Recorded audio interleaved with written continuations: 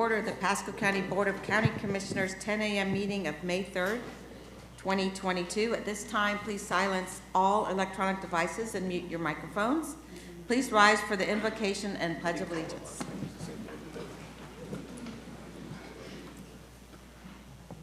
O merciful Creator, your hand is open wide to satisfy the needs of every living creature. Make us thankful for your loving providence and grant that we, remembering the account that we must one day give, may be faithful stewards of your good gifts. Amen.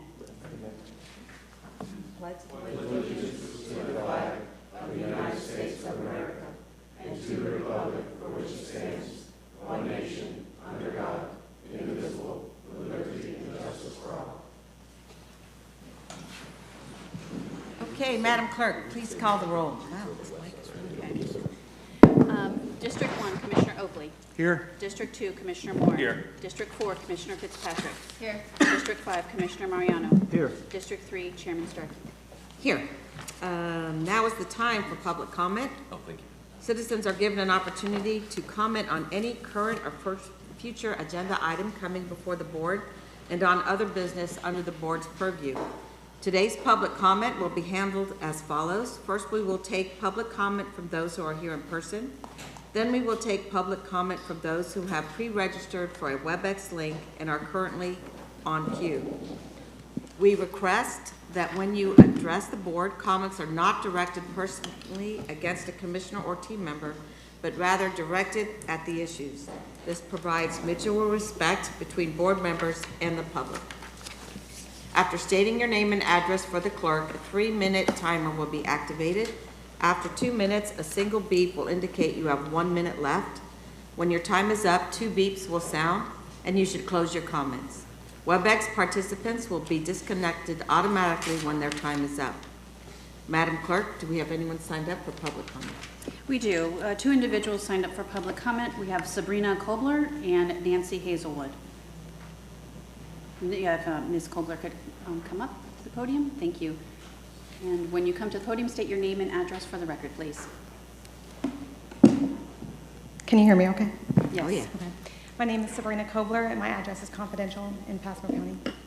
Okay, you may proceed. Okay. Hi, my name is Sabrina Kobler. I am a newly appointed secretary representing the local 4420. I am also a captain firefighter here at Pasco County Fire Rescue and a resident of Pasco County. I'm here today to discuss the extreme deficit of stations. I know this isn't new information. After all, a couple years ago, the citizens approved a $147 million bond for the county, $70 million of which was to go to new stations. 5 new builds were supposed to have been complete from that bond, and 4 new rebuilds, along with a training center that we are in dire need for due to a massive overgrowth. These stations have been pushed back month after month because the county either cannot pay for it or are not able to pay for it due to what they are called operating funds. We only build 1 new station at a time, which has become a problem as of yet because we are growing rapidly. The stations that we are building are taking an excessive amount of time, longer than anticipated. Reportedly, the stations currently under construction are delayed, supposedly for building material availability. Now, I'm not a contractor, I'm a firefighter, so that may be the case, but it is a little alarming when buildings all over the county are being completed. Just for example, there's a house down the road from me. They applied for a permit 6 months after Station 9, and they have both their roof completed and windows installed. Our response zones are large. We are not able to navigate heavy traffic and poor traffic conditions with the current infrastructure easily and quickly. The other day, I was on a call in Holiday. We waited on an ambulance from Station 37 in Land O'Lakes. If you Google that distance, it is approximately 17 miles and takes as much as 35 minutes in heavy traffic. Neighborhoods are being completed at a faster rate than stations are being completed. This is going to cause a problem, obviously. We need stations, and we need them quicker than once every 18 months. New stations will help alleviate the response times that we've continually addressed. New stations will continue to alleviate crew burnout, which is becoming an issue. And new stations will help with our unit utilization, which is something we've also discussed. I'm also not sure why developers are not required to build a new station for us when they're bringing in massive amounts of homes and new population. Why we don't require that is beyond me. Most recently, 3,400 new homes are coming to Newport Richey approved by this board. An additional 267 homes are going to be built in Beacon Woods area. And that's just two very mild examples. Multiple multifamily home developments are being approved throughout the county, which is going to also increase our population. I'm almost finished. Families and children will be moving into these homes. We do not want the headline that a 2-year-old who is not able to breathe had to wait 18 minutes. I have held countless children that are lifeless. I don't want that on my conscience, and neither do our guys. Don't make our firefighters live with that. Don't make our citizens regret moving here. You are obligated to provide the resources for public safety, and that's what we were requesting that you do. Just help us. To us, this is real life. It's not a news story. Thank you. No, you're not allowed to clap here, sorry. No, I just want to know why the timer isn't working. Yeah, I saw that. Okay, all right. Thank you. Ms. Hazelwood? You guys can't clap in here. It's the rules. Nancy Hazelwood, 34110, a nice place. To follow up what she's saying, we do need more funds for them. We need to help them and the police all we can.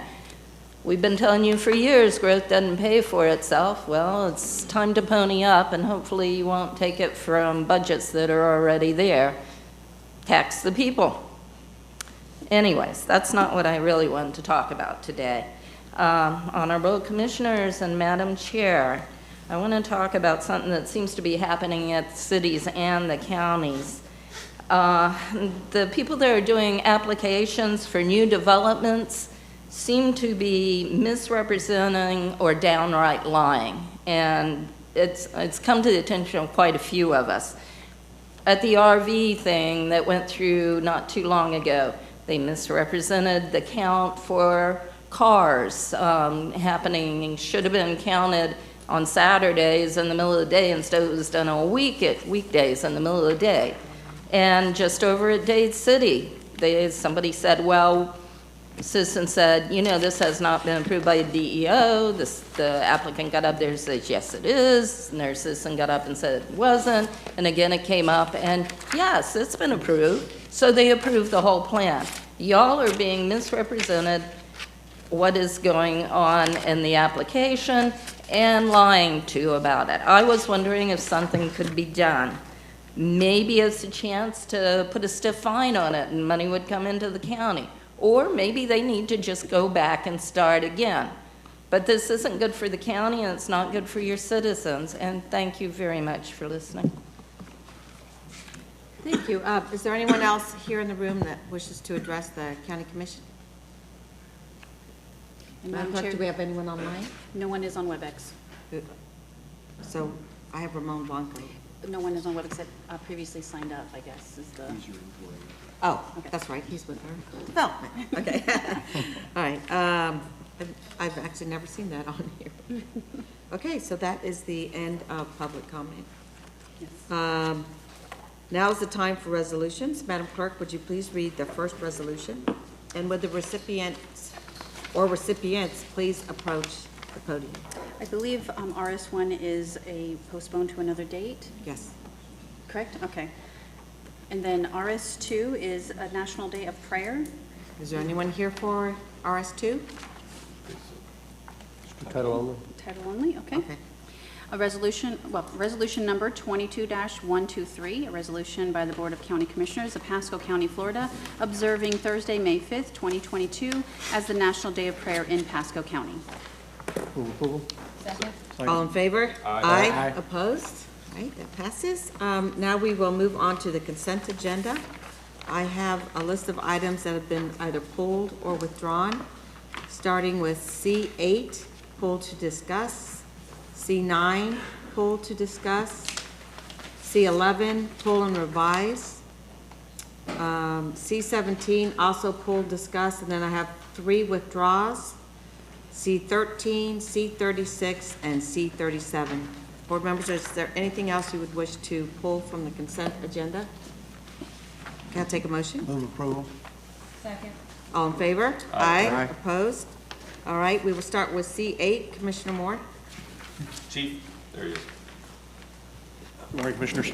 Morning. Morning. Just like I mentioned last time, since we have so many of our members from Fire Rescue here, I just wanted to continue to pull off the consent items that have to deal with fire rescue. So obviously the people in the audience and people at home understand these items for either purchase or any type of other issues that we're dealing with.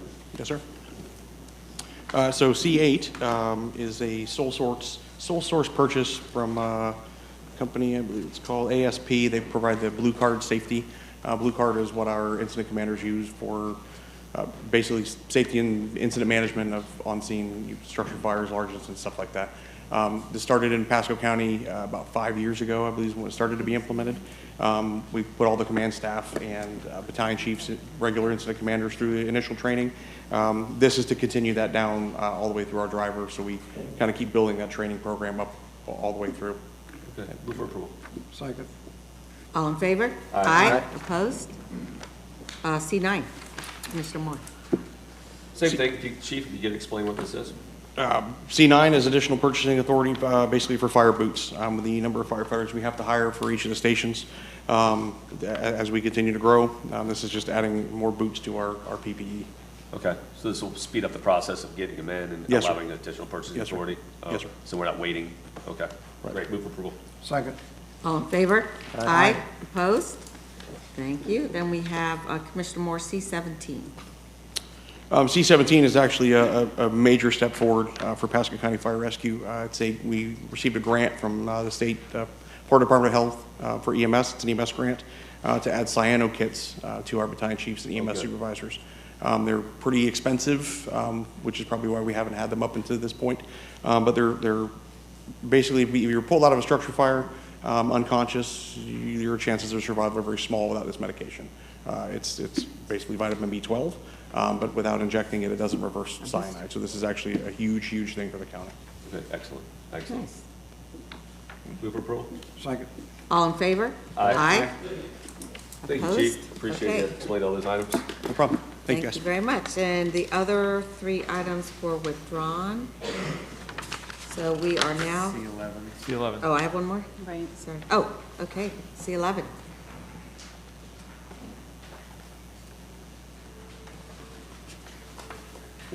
Good morning, Commissioners. Doug Anderson, Facilities Assistant Manager for Facilities Management. C11 is a demo of selective interior of the Summit Building. We uploaded the incorrect requisition into Civic Clerk. The correct requisition has been provided. Request approval. Move approval. Second? All in favor? Aye. Opposed? Okay, thank you very much. I think that's the end of that. I did. Okay, so now we are on Second, my second, yeah. to R50. Introduction and reference of proposed ordinances.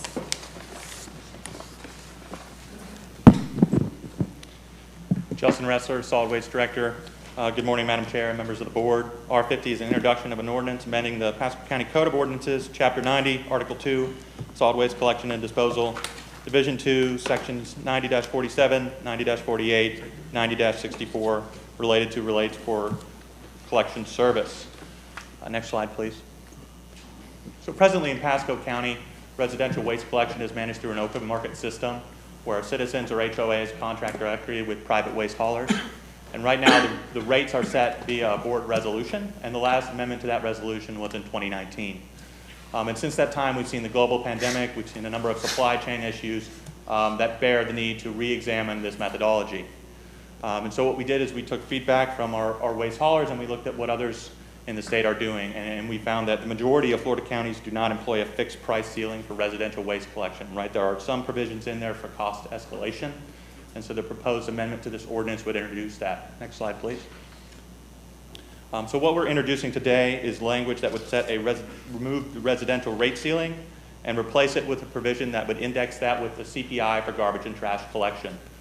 And so for the period from 2020 to 2022, since there was a last change, it would allow a 2-year look back, which would equate to an 8.6% increase should the haulers want to do that.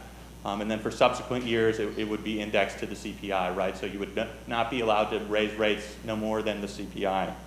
This would not have any impact on existing HOA contracts with the private haulers right now.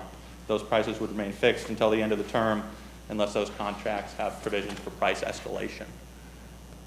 With that, the department recommends to accept the proposed amendment to the Pasco County Code of Ordinances, Chapter 90, Article 2, entitled Solid Waste Collection and Disposal, Sections 90-47, 90-48, and 90-64, and direct the Solid Waste Department to advertise the proposed revisions for the public hearing before the Board of County Commissioners on June 7th, 2022 at the historic Pasco County Courthouse, Boardroom 2, second floor, Dade City, at 1:30 p.m. or as soon thereafter as may be heard. Does the board have any questions? Commissioner Mariano? Yeah, Justin, I appreciate the rising prices of fuel well, they want an increase, but the 2-year look back at 8.6% seems to be a little bit strong to get started on. Anyway, we do like a 1-year look back and then go from there, because let's face it, if some things happen and prices come back down, it's not going to roll back too quick either. If that's something the board wants to look at, we can certainly bring that forward. I would say this is the CPI for garbage and trash collection. It's not the total CPI, so the factors are a little bit different. But again, if that's the direction the board wants to go, we can certainly present that. Any other comments on that? Want to go to 1 year, or do you want to keep it at 2? Yeah.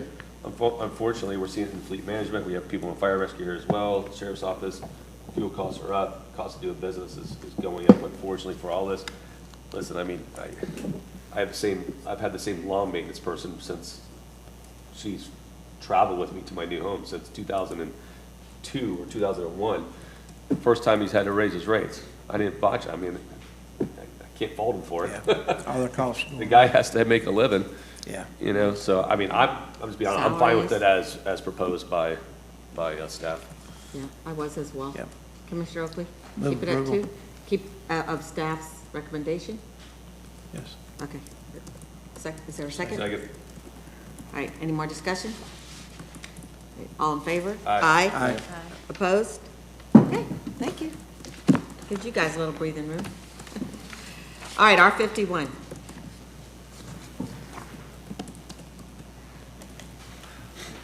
Good morning, Commissioners. Sally Sherman, Deputy County Administrator for Development Services. I come before you this morning asking for your confirmation of Mr. Patrick Arrington as a Code Compliance Director under Development Services. This is a new position within the branch. We use some of our existing positions to look at this. As you know, over the course of the past few years, there has been an ongoing dialogue with regard to code compliance in all areas.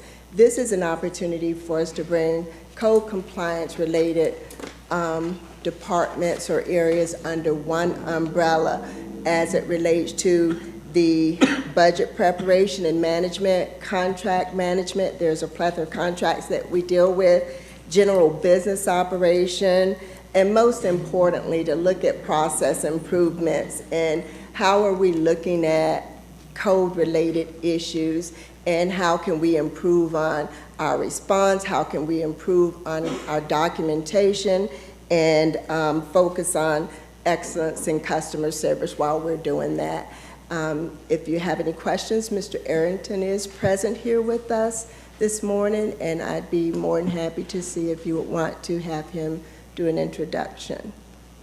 I'd love to have him tell us a little bit about his background and meet the board.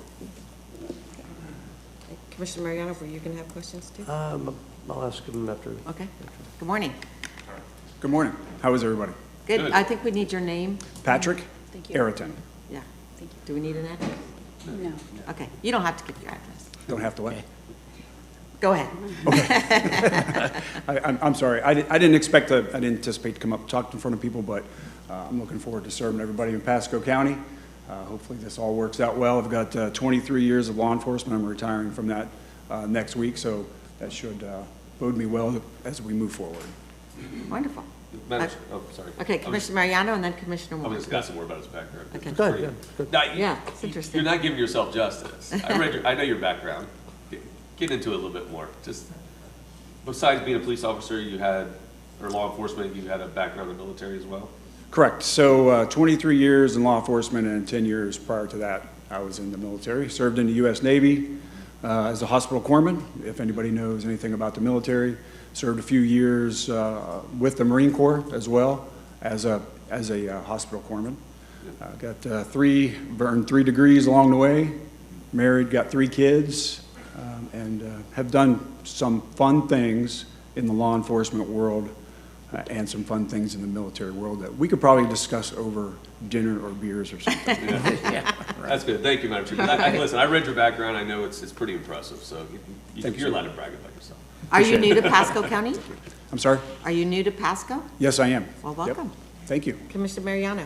Yeah, Madam Chair, thank you for your service. Yeah. I'd like to say that coming up, we've got a few challenges. I actually like the idea of the position. Sally needs to take most stuff off her plate directly, and I think the consolidation is good.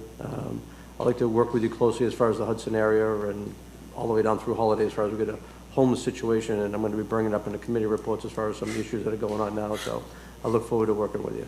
Move approval. Second. Any more discussion? I'm sure you'll get to know District 3 very well. My district. Thank you. All right. All in favor, say aye. Aye. Opposed? All right, welcome to Pasco. Yeah, thank you. Thank you. R52. Good morning, Madam Chair and morning. board members. David Engel, Economic Growth Director. As a result of unprecedented residential demand for land in our region, the Office of Economic Growth and Planning and Development Department engaged the Tampa Bay Regional Planning Council to conduct a strategy analysis for the preservation and optimization of light industrial and employment center properties and zoning in the county. The study does an economic analysis of the fiscal and economic impact to the community when we take industrial land and modify it to allow residential.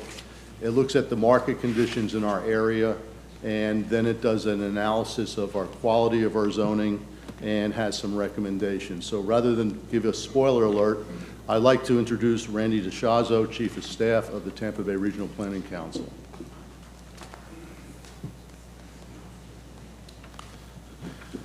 Good morning, Commissioners. Thank you, David. Thank you to the planning staff for your assistance with our study.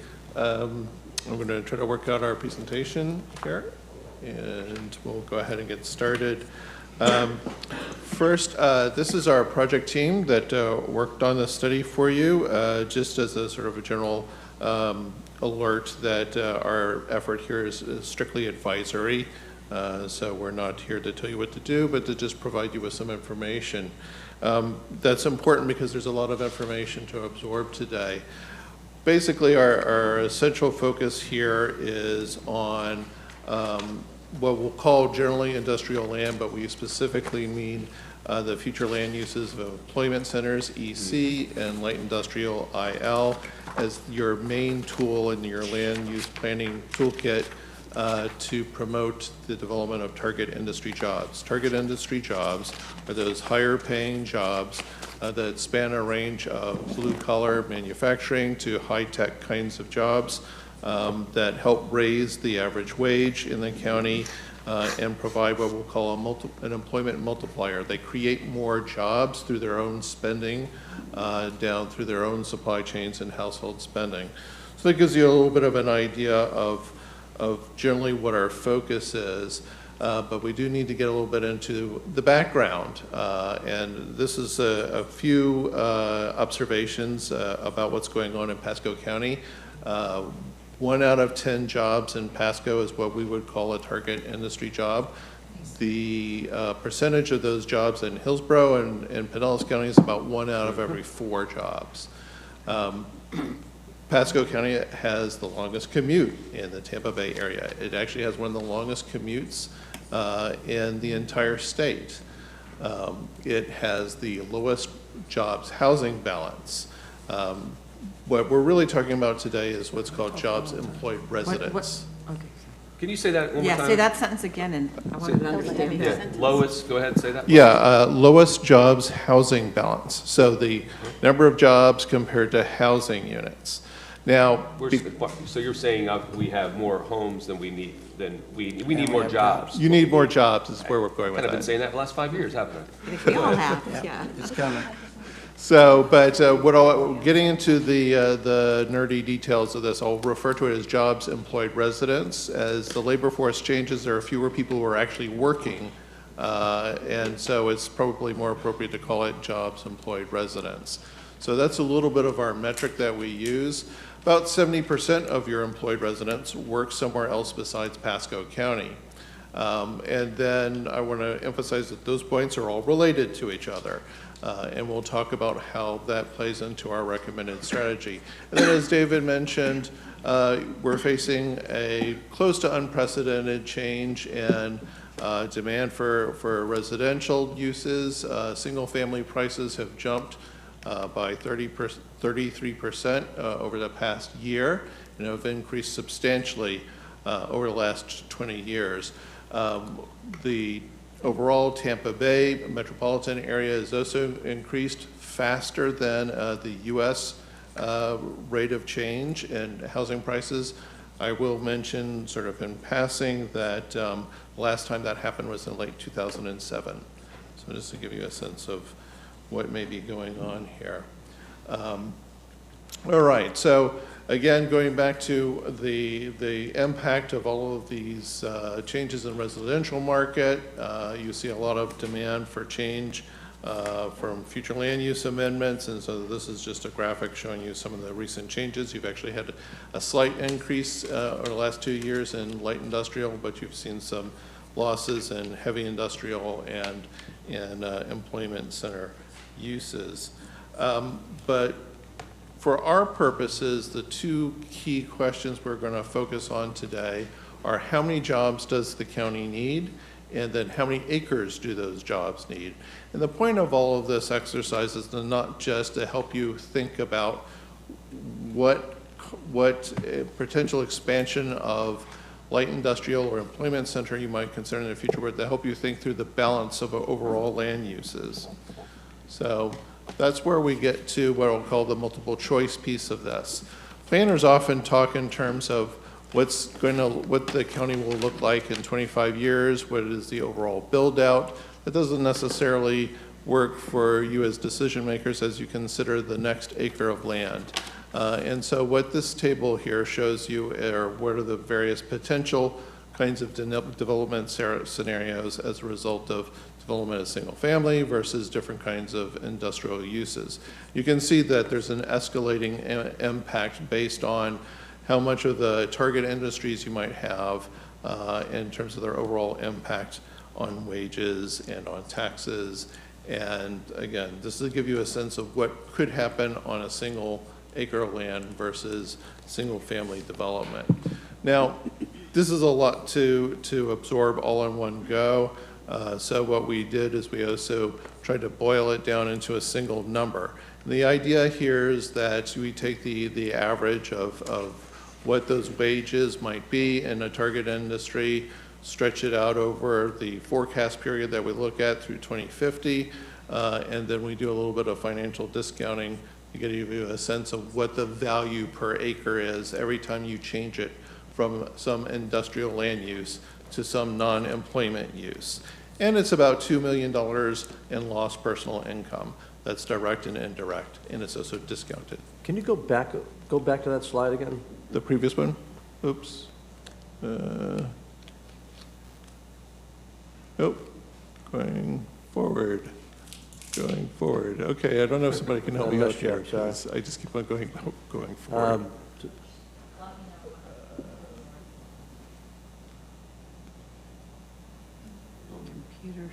There you go. Right here, this one here.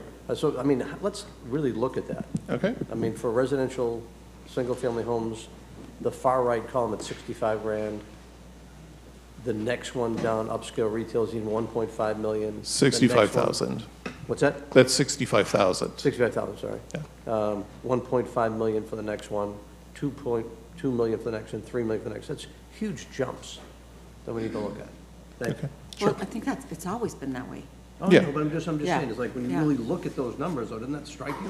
What we, I'll wait. I don't think this part will be all that surprising, but again, to go back to where we were before, just to give you a sense of, it's about $2 million at one go in loss of personal income. Now, again, getting back to the earlier point, well, how many jobs are you talking about? Because you do have to balance your land uses among employment and non-employment uses. So the point of setting a goal then is not to establish some mandate or a timetable that you have to accomplish. The point is to help you give focus to your future land use decisions, and then to think about how those decisions ultimately impact your balance of jobs within your county. And so we're going to focus on two kinds of stats, for lack of a better term: the jobs, employed residents, and what we call job match. So 70% of your residents go out every day to work somewhere else. And that is not just a case of there's not enough jobs in the county, there are not enough well-paying jobs. So the point of ECIL, or industrial land in general, is that you want to increase the share of target industry jobs in your economy, and this is your main land use tool to do that. All right, so this is a lot of information to look at in one chart, so I'll try to walk you through it here.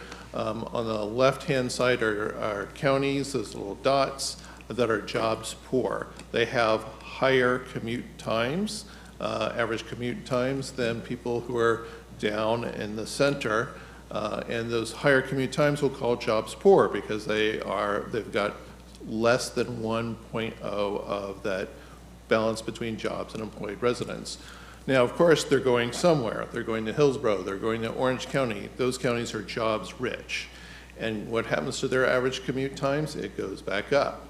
So there's this kind of happier middle point, which is those counties that are more or less jobs balanced.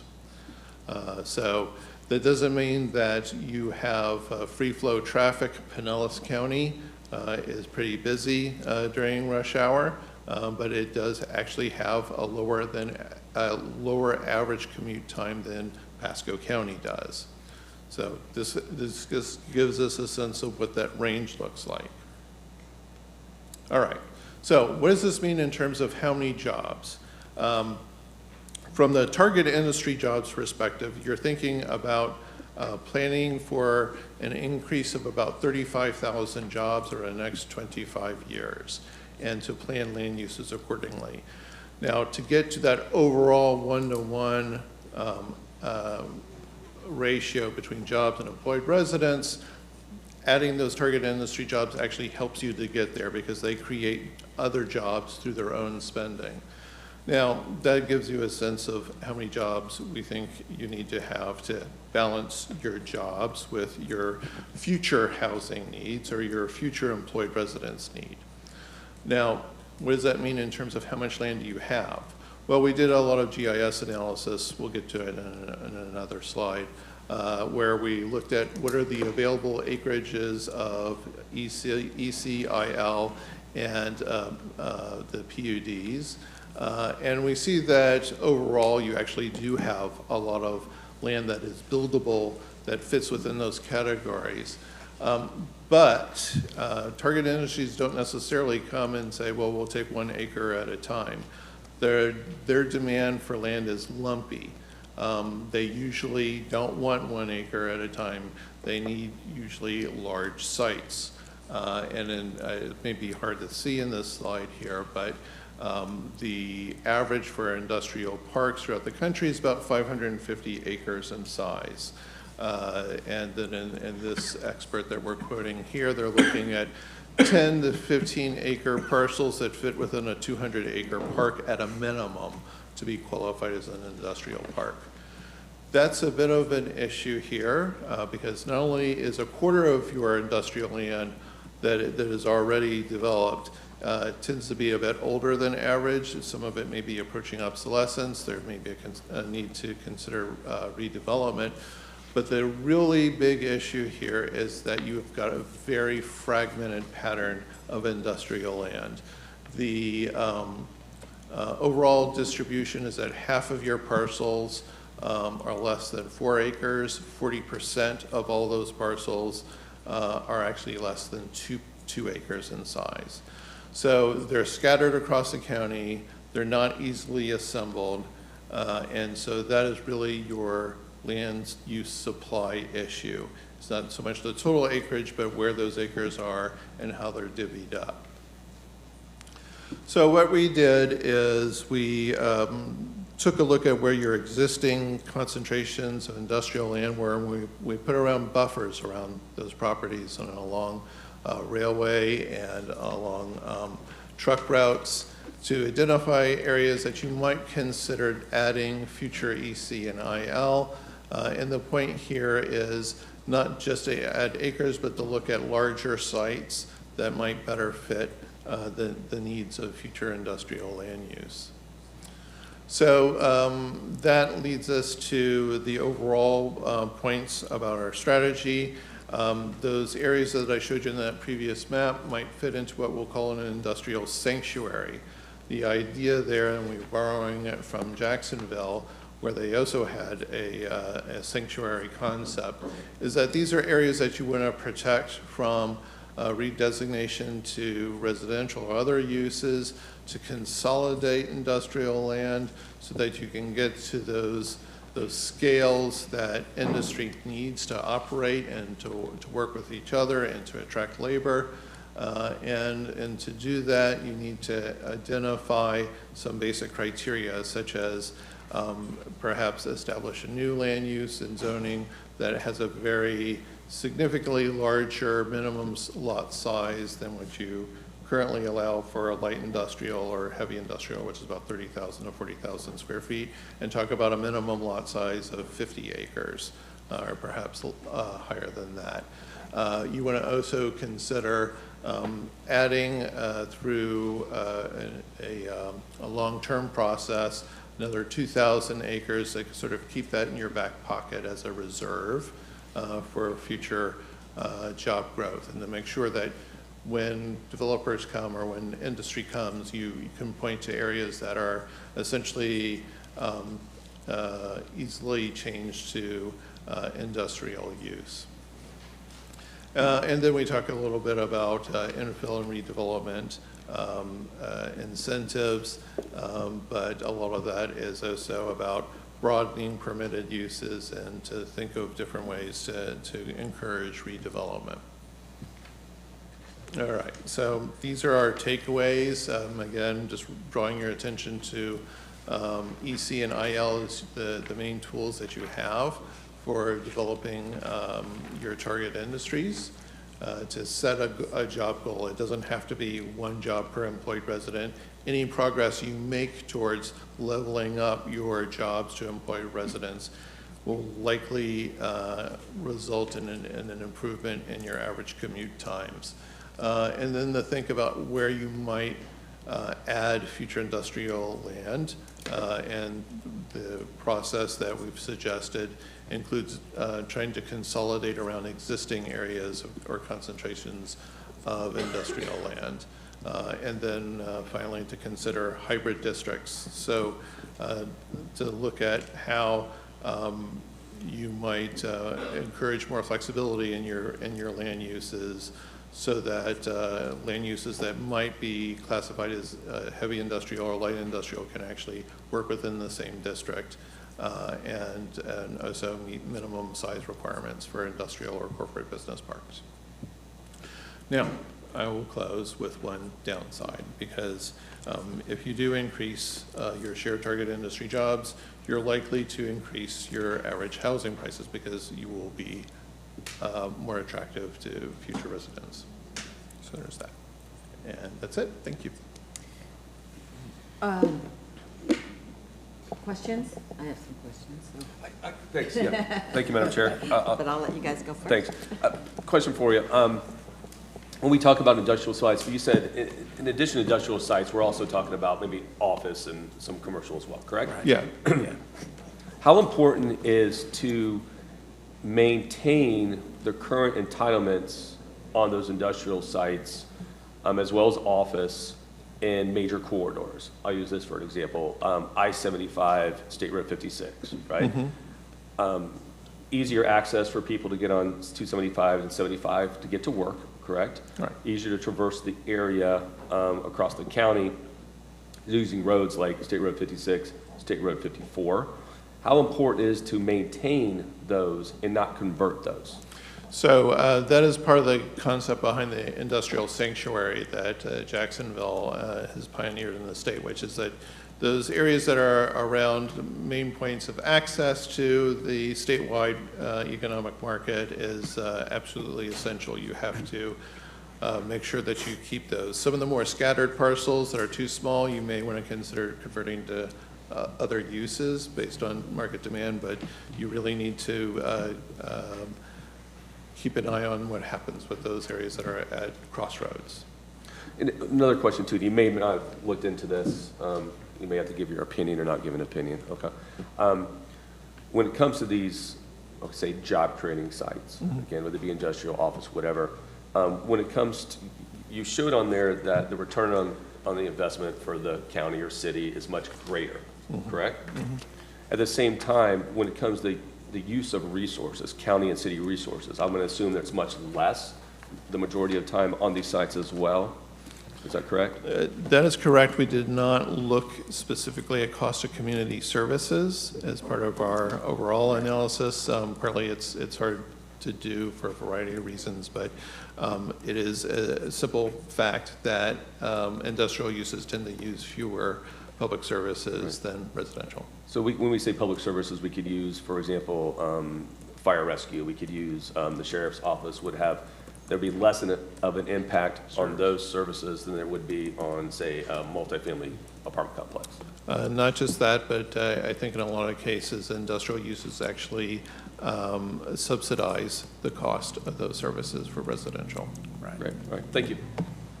Commissioner Mariano? Thank you, Madam Chair. You know, Randy, and I love the expansion part of the areas that we have currently, but I've got a concern, I'll say in the Hudson area, that you've got some industrial property, one of the roads you showed us along on Diagonal Road that's there right across from US 19. It doesn't have water and sewer. There's a lot of 10-acre parcels that connect to it. There's the parcel in Denton, we just gave up some commercial to get some residential going along that area. That maybe if water and sewer was there, how important is water and sewer to that infrastructure as well? But I'm quite certain that it's quite important. I mean, it's critical, right? Yeah. So do others take, let's say, policies to say, okay, we're going to look at industrial land and make those investments like we did at the Zephyr Hills Airport? Is that a common practice? I don't know, to be honest. I would assume so. I mean, it's something I think we ought to consider. You've got industrial land, it's located to a major highway, it's not near a rail line, which is obviously you want, but it's near the major truck routes, and it's, you know, probably good potential land that could create jobs right in that area too. So, thank you. So one of my questions, I used to know this number years ago, but prices have changed so much, and it's always been that residential uses more services than office, retail, industrial. But there used to be a value on a house that you could kind of set where it was taking or it was giving. Do you happen to know what that is these days? No, but I would say that it changes. Yeah. Because I've seen that a lot of organizations like American Farmland Trust have tried to put a specific number on that, but it does change based on the community and where you are in the community. Yeah, I remember years ago when Michelle Baker was here, I think that number was at 350. Yeah, 350, that rings about 400. But I'd be very curious to know what that is today. I'm sure it's different. Commissioner Oakley? Yeah, I appreciate your presentation. The and it fits right into where we've been in Pasco. We have more residential. It seems to be easier to get residential, as we all know, into our county.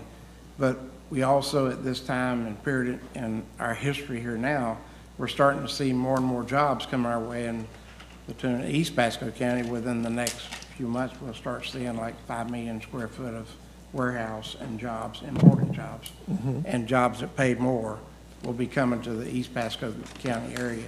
So with all this, we don't need to give up any of our industrial area or any of our place for commercial or our businesses and all, because we need those jobs, and we don't have so much that's set aside for that. So if we give it up, we lose it.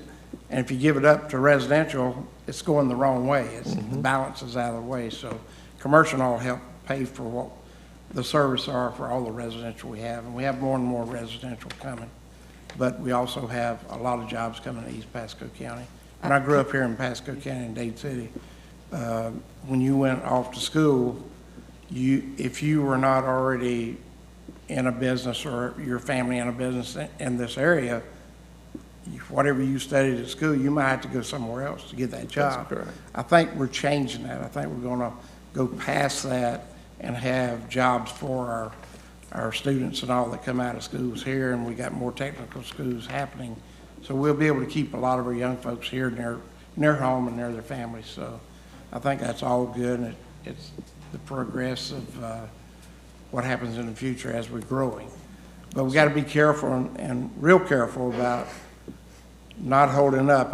I've been thinking about the vision for the Northeast rural area, and everybody sees it one day, but if you remember last year, it was either last year or year before, the state took the right of the facts of solar farms to be governed by the state on any agricultural property. Right. And our Northeast rural is full of rural agricultural property.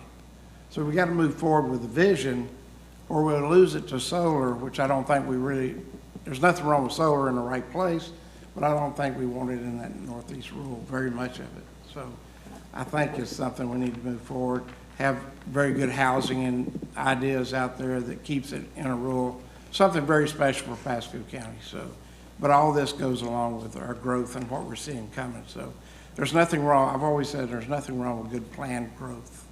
So got to look out for the future. Commissioner Mariano. Thank you. And, you know, another good point you brought up, and Commissioner Oakley, I think we're all thrilled to see that Overpass Business Park exploded instantly as soon as we put it on the market. Right. What's going on at the Pasco One Center is tremendous, and I'm glad to see we're looking at expanding those areas. Central Pasco Employment Center coming up for a hearing later on today. One of the things that was done was there was a trade-off from one person having industrial land to get the other one coming in, to help Moffett come in. And in your presentation, you made a really good point about trying to make it easy for people to take it from non-industrial to get it to industrial, or EC. Right. And I think it's something we need to do. We need to make it simple. Like if you want to go change it and it fits whatsoever, we need to stave off the process, maybe even save them the money of doing the conversion. Maybe we need to like make these things board initiated, that if you want to go take your property that you think you can make it industrial and have the services to it, then we make that process where we take care of that expense and go through the process and set it up to make it easy for people to go make that shift. Yeah. So Madam did Chair? you look at the, Madam Chair, could I just follow up on his? Sure. Thank you, ma'am. I think, and Dan, once you jump in real quick here, and you guys may have as well, but I had conversations with Mr. Biles, Terry, Sally, and I think there's a plan in place, and they're working on that, because that was one of my concerns as well, about always having to do that swap in that central Pasco employment, whatever we want to call it, so long. But I talked to you about, hey, they shouldn't have to swap. If they want to do industrial, let them do industrial. Thank you. So you're working on something, you may have that finished. Can you respond to that? Well, I mean, obviously, working on some stuff with the property owners there. You have a public hearing this afternoon. Yeah, forget the property owners, talking Right. about in the future, if somebody wants to add industrial without doing a swap. Right. You know, I think we've been clear that the board, if somebody wants to come in and do industrial, that we want to maximize the square footage as best we can on the site. A lot of the challenges or revolve around transportation. You start dominoing into transportation impacts with a certain square footage. That's part of the CPV's issue, is at some point, the square footage of industrial dominoes into transportation impacts that you have to fix off-site to make it work. And we don't get mobility fees on industrial property. They're right there, effectively zero. So, yes, we are working on that. Terry can have some more details, but effectively, you know, if you come in for a target industry or light industrial, we're trying to do our best to make it work and maximize the value on the piece of property. Terry wanted to add a comment to that discussion. And we have plenty of time this morning, so. we can dive into Pitos, this. Planning This and is Development important Department. Thank you, Madam Chair. To answer the question for CPEV, Central Pasco Employment Village specifically, we are, to Dan's point, looking at what we can do from the county's perspective to enable additional industrial entitlement to move in to the CPEV area without having to do swaps, right? Because CPEV established a maximum threshold back in the day, 2006, 2008. That was around 3.7 million square feet of industrial, which at that time was a lot. The economy certainly has changed for Florida in general, but also for Pasco County. And so we want to be able to update that, those statistics. This has changed even since last summer when we last looked at the Central Pasco Employment Village sub-area policies. So we're definitely looking to that point, Commissioner. Madam Chair? Yep. So to follow, you know, if we're making industrial land go through looking at transportation issues. Now, if there's some things that need to be done between a turn lane coming in or something like that, I think it's something, maybe we should look at the future penny for Pasco as far as an allocation where we can put money, or even put transportation budget for industrial land to actually come in, to help them come in and cut down the cost. When we'll look at the hearing later on today, but with the transportation numbers, if I've got residential homes coming in, we need all the transportation studies, we need them done right, to make sure they make sense. For industrial land, if we're creating jobs right here, I don't know why I even need a transportation study. I'm going to keep people working here instead of going somewhere else. Yeah. Why do I make them spend time and money on engineers for that when we know it's going to reduce the number of trips and cut commute times down for people? Yeah, good point. Terry? Madam Chair, just for clarification, in terms of the transportation analyses that are done for employment generating land uses, specifically industrial and EC type target industry uses, we, as the Planning and Development Department, we exempt the transportation needs assessment that occurs at the comprehensive plan stage. We also exempt the timing and phasing analysis that occurs at the zoning phases for those uses. I think for when we get to the actual site planning, we do have to take a look at how access is getting in and out from the actual site that's being designed, and accessing the arterials or the collector roads. But for the most part, all of the transportation analyses for those industrial uses are being exempted currently. Okay. And I think Mr. Engel wants to add. To your point, yes. And David, did you want to add some stuff to the discussion? Well, I just wanted to thank the Tampa Bay Regional Planning Council. I think they did a great job, and they did it quickly. And they used a substantial portion of the remaining CARES Act funds to fund this project, and we had a very small amount of contribution out of the county's funds. So we're going to work with planning and bring more work forward, but this is a good starting point, and I thank you for allowing me to do this study. Well, you know, something that wasn't mentioned, well, I still have some questions on this industrial study, but we have millions of square feet of job creation space coming in the pipeline, right? I mean, I have a pretty high number. We have a substantial pipeline. Yeah, we are Yes, ma'am. about to see in the next few years, massive amount of job creation here. And I'm still a neophyte, but I think that houses typically come before the jobs. The jobs, they don't typically build the jobs and then the house is built around it. So, because they look for the workforce that's Based there. on the projections. Yeah, that's why we're. Based on the projections of this study that Randy's staff prepared, we need 150,000 jobs to meet that 1-to-1 ratio. So That's a substantial amount of jobs and well over our pipeline. Yeah, so, so how can we, what are the best, and did you want to add something? Well, I was just going to say, you just need to be mindful, you need to stay balanced. I think as a county, we've been a little out of balance.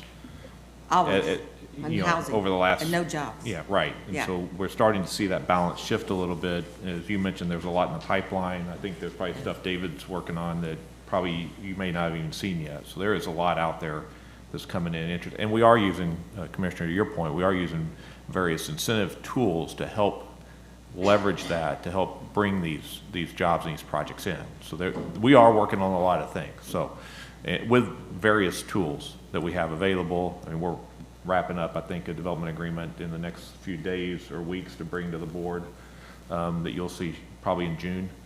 So there is a lot happening out there, and we are leveraging our tools as best we can to help get the right industries in the right spots. Yeah, and so if part of our problem is a lack of large tracts of land, how do we go about making sure that we have more places coming in? As these ones fill up what we have, how are we going to look at putting together large tracts? Well, that's part of the planning process, and we've started to engage that process. Planning and Development, the MPO, Office of Economic Growth, we're working together to identify freight corridors, road systems, and look at the marketplace and look at the land available, because there's not a lot of vacant land left in the region besides up here in Pasco for industrial. And situate new industrial development at the right place and do it on a nodal basis. So that'll be part of your comp plan and zoning process. Yeah, so I think that's really important for us to focus on. Madam Chair. Of course, you have to have landowners that will participate. Commissioner Mariano? Yeah, Madam Chairman, and part of the thing, many years ago, when we did the EAR amendment, one of the things I was trying to caution everyone on is the northern part of the county. It's all rural, all the way through, even the Hudson area, et cetera. And I had referenced, look at what happened in Hillsborough when they protected everything to the northern part of their county. And now we're paying big losses for it with all the traffic coming from Pinellas and Hillsborough using 54 that we're going to struggle with for a while. And I think I've talked to several businesses that want to have utilities up along County Line Road. If the governor signs the County Line Road budget to get that road done, it's going to be critical that we start adding in that water and sewer up there, running up and down. We shouldn't have to have our business depend on getting water from across the street. And if we don't get the sewer in there, you're not going to get the industrial development you could even along that road. Yeah. So I think it's something we really need to look at, and as the next month or two plays out, to go that way. But again, David, I want to thank you and Regional Planning Council too for doing the study. I think it's great to have this conversation amongst us to get kind of reacclimated. Our jobs ratio is low, and I don't think we need to be cautious, Dan. I need to think of full throttle. Let's focus jobs. And a question, is that a historical number, or has it gone up, has it gone down? Did we look at, 30 years of housing to jobs, or? Well, that's a sliding scale. I mean, that's a policy decision by the board, whether you want to do a one-to-one. No, I'm just wondering if we've gotten better, if we've gotten worse. We've gotten worse, actually. So from 1990 to now, we're worse off than we were in 90. We had more agricultural related, heavy industry type of jobs here in the county to the proportion of population, but now it's gotten worse. Okay. Madam Chair. Yes. Okay, so can we go back to slide 10, please? Because we were talking about transportation, and this is based on commute times in minutes, but do we have anything in commute times in distance? Not on any chart that we prepared for this. In a lot of cases, I guess the way we think about it is time is money, and that people tend to value how much time they're spending versus the exact distance. And so like if the distance is longer but there's no traffic, you're still going to get there sooner than you would. Okay, because I was going to ask, for Pasco County, we have a longer commute time. Mm-hmm. And where are the majority of employees driving to? Mostly Hillsborough. So if we look over at Hillsborough, Hillsborough is still consistently high compared to the other counties continuing the graph. Right. So. Right. As they become job rich, everybody comes to their county, slowing those commuters down. And so that's part of the price you pay for being jobs rich, which is kind of why we are suggesting try to shoot for jobs balance, which is a 1-to-1 ratio, where the commute time is generally less than the really jobs rich areas. And that's why we would prefer to keep the jobs here, even Right. it being industrial, considering the traffic studies. Even if they are higher, they're going to reduce the traffic on the roads. And it'll be Oh, yeah. more of a Live, work, beneficial play. instead of driving all the way an hour away. Thank you. Commissioner Mariano. Could you go to the very last slide again? What was your stop? You just went by it. Go back. The one with the map with the 10 segmented areas. That's the map. Right there. All right, so I'm looking at your 10 different segments you have, but I'm just a little curious as I look at it. On Suncoast Parkway and County Line Road, there's an EC area up there, but you don't put that on the map. And there's a lot of open land around it that could be included. Any reason that didn't make the cut? Not a real strong reason unless it was lacking some other major transportation facility. It could have just been an oversight. All right, if you could take another look at that, I'd appreciate it. And then if there's a way is taking a look at that Hudson area where those things are, and if there's shortfalls that need to be addressed, if you can address those, it'd be great. Thank you. Any other questions? Well, I guess I am surprised we don't have more industrial opportunity out on the east side. But that's a discussion we can have later. It seems like there's a lot of open land out there, and couldn't we find some more industrial out there? On the east?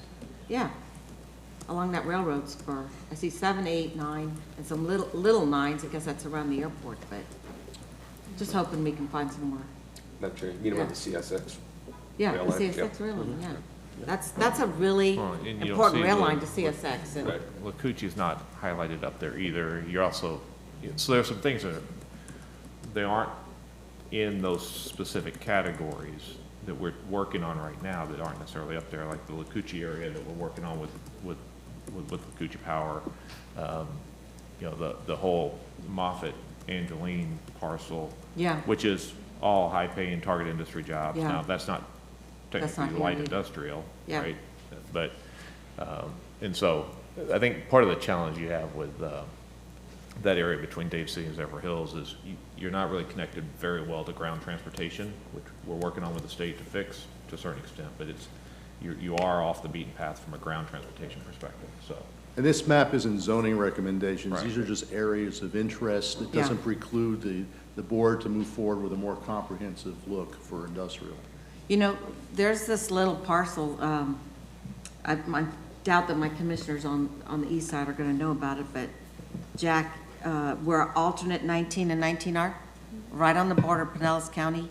It's there's some houses in there, but surrounded by industrial, and I think we really need to look at that area to see if we can't get some interesting things happening, because that's right on the border of Pasco and Pinellas, and on the Pinellas side, there's a lot of big industry, but we just have little teeny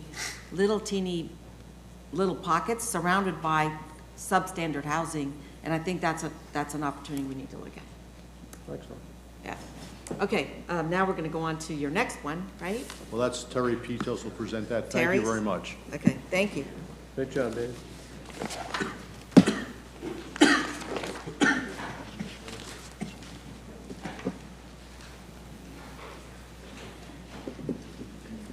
Good morning again, Madam Chair.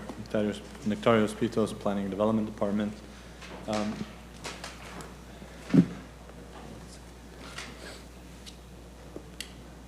Item 53 is the multifamily market and entitlement study. To give a brief overview, right around this time last year, the Board of County Commissioners established a moratorium over a certain area of the county that was roughly between State Road 52 and 54 and approximately Land O'Lakes Boulevard and Bruce B. Downs. And within that moratorium, there was not going to be allowed any multifamily, new multifamily comprehensive plan amending or rezoning taking place. In September, the moratorium was extended to April 1st of 2022. And in December-January timeframe, there was an expansion of the moratorium area, which included the areas south of State Road 54. Again, approximately from US 41 east to just beyond Bruce B. Downs. I think it was Norris Bridge or so. Those are my rough general estimations of the moratorium boundary, but there's a map included in the study. During that time, the Planning and Development Department worked with Calvin Giordano and Associates and Lambert Advisory to study the multifamily market within the moratorium area. And today we have with us Louis Cerna from Calvin Giordano and Associates, as well as Eric Leff from Lambert Advisory to walk us through the multifamily market and entitlement study. And they'll do the presentation, and if there are any questions thereafter, we can proceed.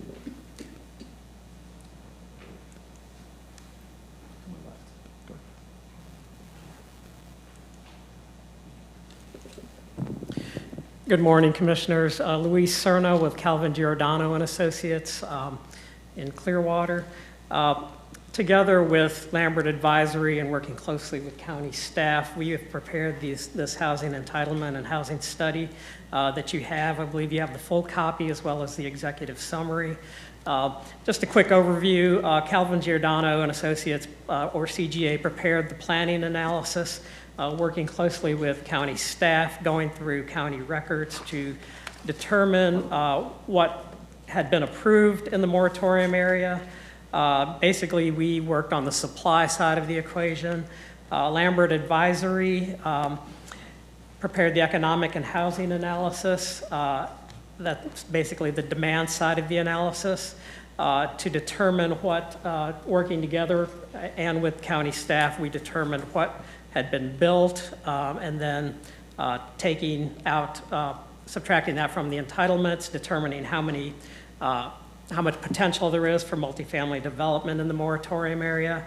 The exciting part of the study is really the demand analysis, which Eric Liff of Lambert Advisory will present, but I just did want to give you the overview. If you have any questions for our part of the analysis or for Lambert's part of the analysis, we're available. But at this point, I'll turn it over to Eric Liff of Lambert Advisory, who can present the report. Madam Chair, quick question. Yeah. So was it just the demand analysis that was done, or is there? No, it's, we actually did the supply analysis, what's available, what's out there, what's been approved, basically, and then the demand analysis by Lambert. Any economic effects of analysis? I guess I'll let Eric explain that, but it's basically, yeah, what is the current demand and projected demand for future housing? That's what I mean by housing demand or multifamily, so. But no economic analysis? I'm not sure if we touched on that, but I'll let Eric explain that part of it. Okay. They didn't do one. There's no, yeah, that was what the Regional Planning Council went first. Thank you. Again, Eric Liff, Lambert Advisory. To answer your question, there was quite a bit of economic analysis that was conducted. Let me, if I can, just kind of go through this presentation, and then we can interact during the presentation, or certainly take questions after. To be clear, there were two key pieces of the scope that we were focusing on. The primary task, which as far as our organization with the county, was to answer the question of, with this temporary moratorium, is the MAB, the moratorium area boundary, oversaturated with multifamily entitlements? That was a clear directive within our scope of service. The second area of the scope was really a broad analysis of economic conditions. It's used for data gathering, obviously, number one, to support our primary task, and then two, provide enough information and data for future housing policy and planning initiatives. It doesn't necessarily come to any conclusions, but if you've seen, and we have produced a report, it is quite comprehensive. There's an executive summary that provides a very concise summary, but with a lot of data, and then there's the backup within the report with all of what it does is has comprehensive economic demographic data, housing supply information, all the way from units and structure to typology and tenure. We looked at multifamily housing specifically, development trends, pricing, occupancy, demand forecasting, and then we just did an overview of affordability, and just to understand where those gaps are, a lot of that from published information from the University of Florida Schimberg Center for Housing Studies. So the presentation today really focuses on this top question, which is the moratorium and the oversaturation in terms of entitlements. We've been through the MAB study area. I think it's very important to understand. When we started this project back in July, the original moratorium, as it had been alluded to earlier, was a little bit more constricted. It did not go down to the county line, and it did not stretch a little bit further east. We actually were not made aware of the expanded boundary until late February. So we went back, and in this short period of time, because we were instructed to have information available by the third week of March, we had to kind of revisit all of the economic, demographic, and housing data within a couple of week period of time, which we were able to accomplish. And so that is now included within the report. Very quickly, some of the findings. First of all, for the MAB, we look at total housing units developed by decade, breaking it out between single family, condo, multifamily greater than 10 units, and multifamily less than 10 units. This information is from the Pasco County Property Appraiser database. This is not our data. This is actually data that we utilize as the basis for analyzing development by decade. And a couple of key points. One, as you can see, since 1990, the past 30 years, there's been 800 plus housing units built within the MAB, total housing units built within the MAB over, annually over that period of time. It's been, you obviously you had the peak in the 2000s, but you still had some strong development both in the 90s and between 2010 and 2020, which started in that period started off relatively slowly due to the Great Recession and a slowdown in housing. And the other key point here is that initially in the MAB, you had a heavy dominance of single-family development. And over the last couple of decades, you're starting to see a little bit of a balance now with multifamily development, where it's gone from 99% of the development pattern in the 90s down to 84% 2000s, and now it's like 69% within the past decade. And then the 2020s is only, not even 2 years of data really available at the time, and you're seeing even a further balance. But the trend really, we look at the previous 3 decades.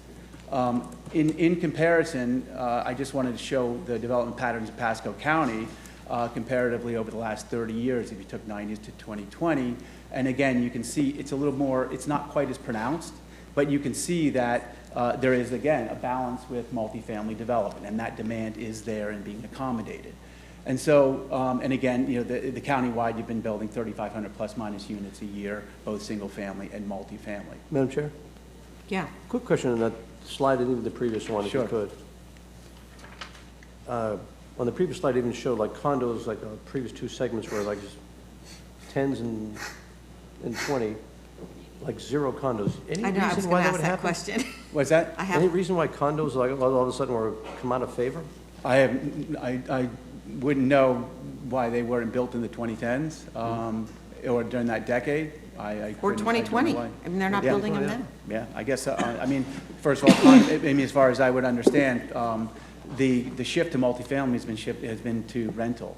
Yeah. And the condominium, it's just, I don't know why, I couldn't tell you why that demand wasn't there during that period. That wasn't, but this is development patterns that are directed from, directly from the property appraiser, so.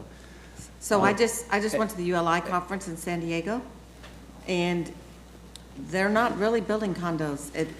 The market is rental. Like Correct. our generation is selling their houses moving into apartments, they're moving around, living in different parts of the country.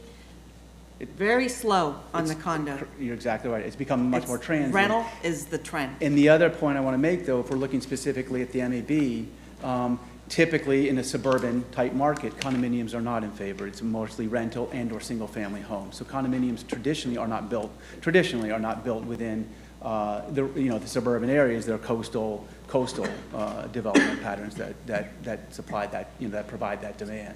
The other thing was the younger people who, a lot of them who can work from home and live anywhere, also want mobility options. They move around the country.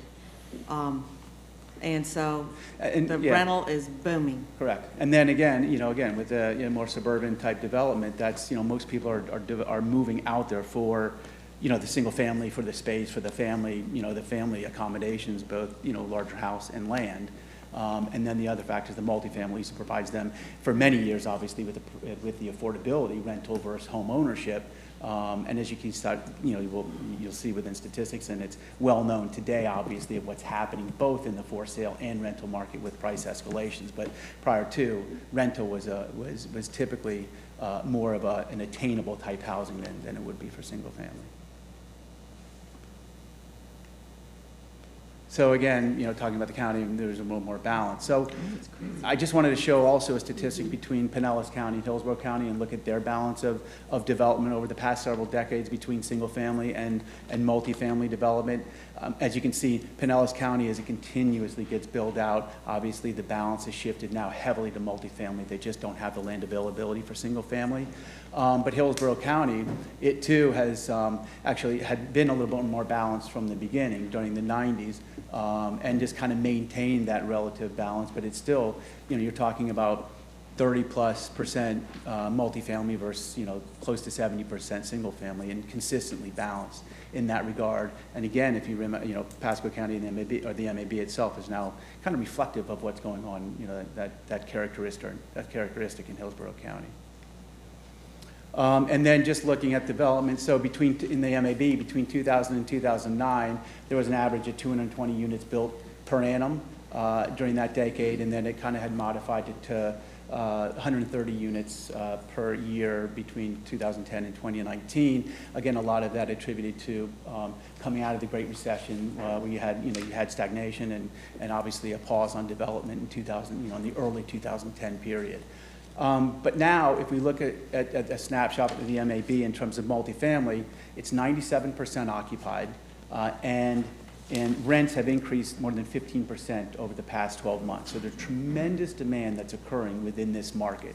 And you can see it because a lot of it is obviously pent up. There's 248 units that have been built in the past 2 years. However, there's 552 units that are currently under construction that are going to be delivered within a 12-month period. And then there's another 838 units that have just started the construction process and should be delivered between 2023 and 2024.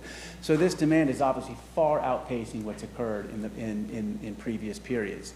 And it's showing you that multifamily demand is there and being supported. And continuously the occupancy doesn't even take a corresponding hit with all this new development. In the effort to determine demand, we utilized information, first of all, we looked at the historical development patterns, but it's very important when you make projections to be able to look at, what is the population household growth and how does that affect housing development, both by typology, single family and multifamily development. And this, we need to utilize information that's provided to us. And in this case, we use data from the MPO. And you can see that from, during the earlier decades, 2000, 2010, in the study area, population growth was, in 5% plus per annum. Had modified in between 2010 and 2020, but still a relatively stable 2% per annum. Comparatively, the county, it far outpaced the county, which was showing growth of about 3% during the past decade, and modified to a little bit less than 2%.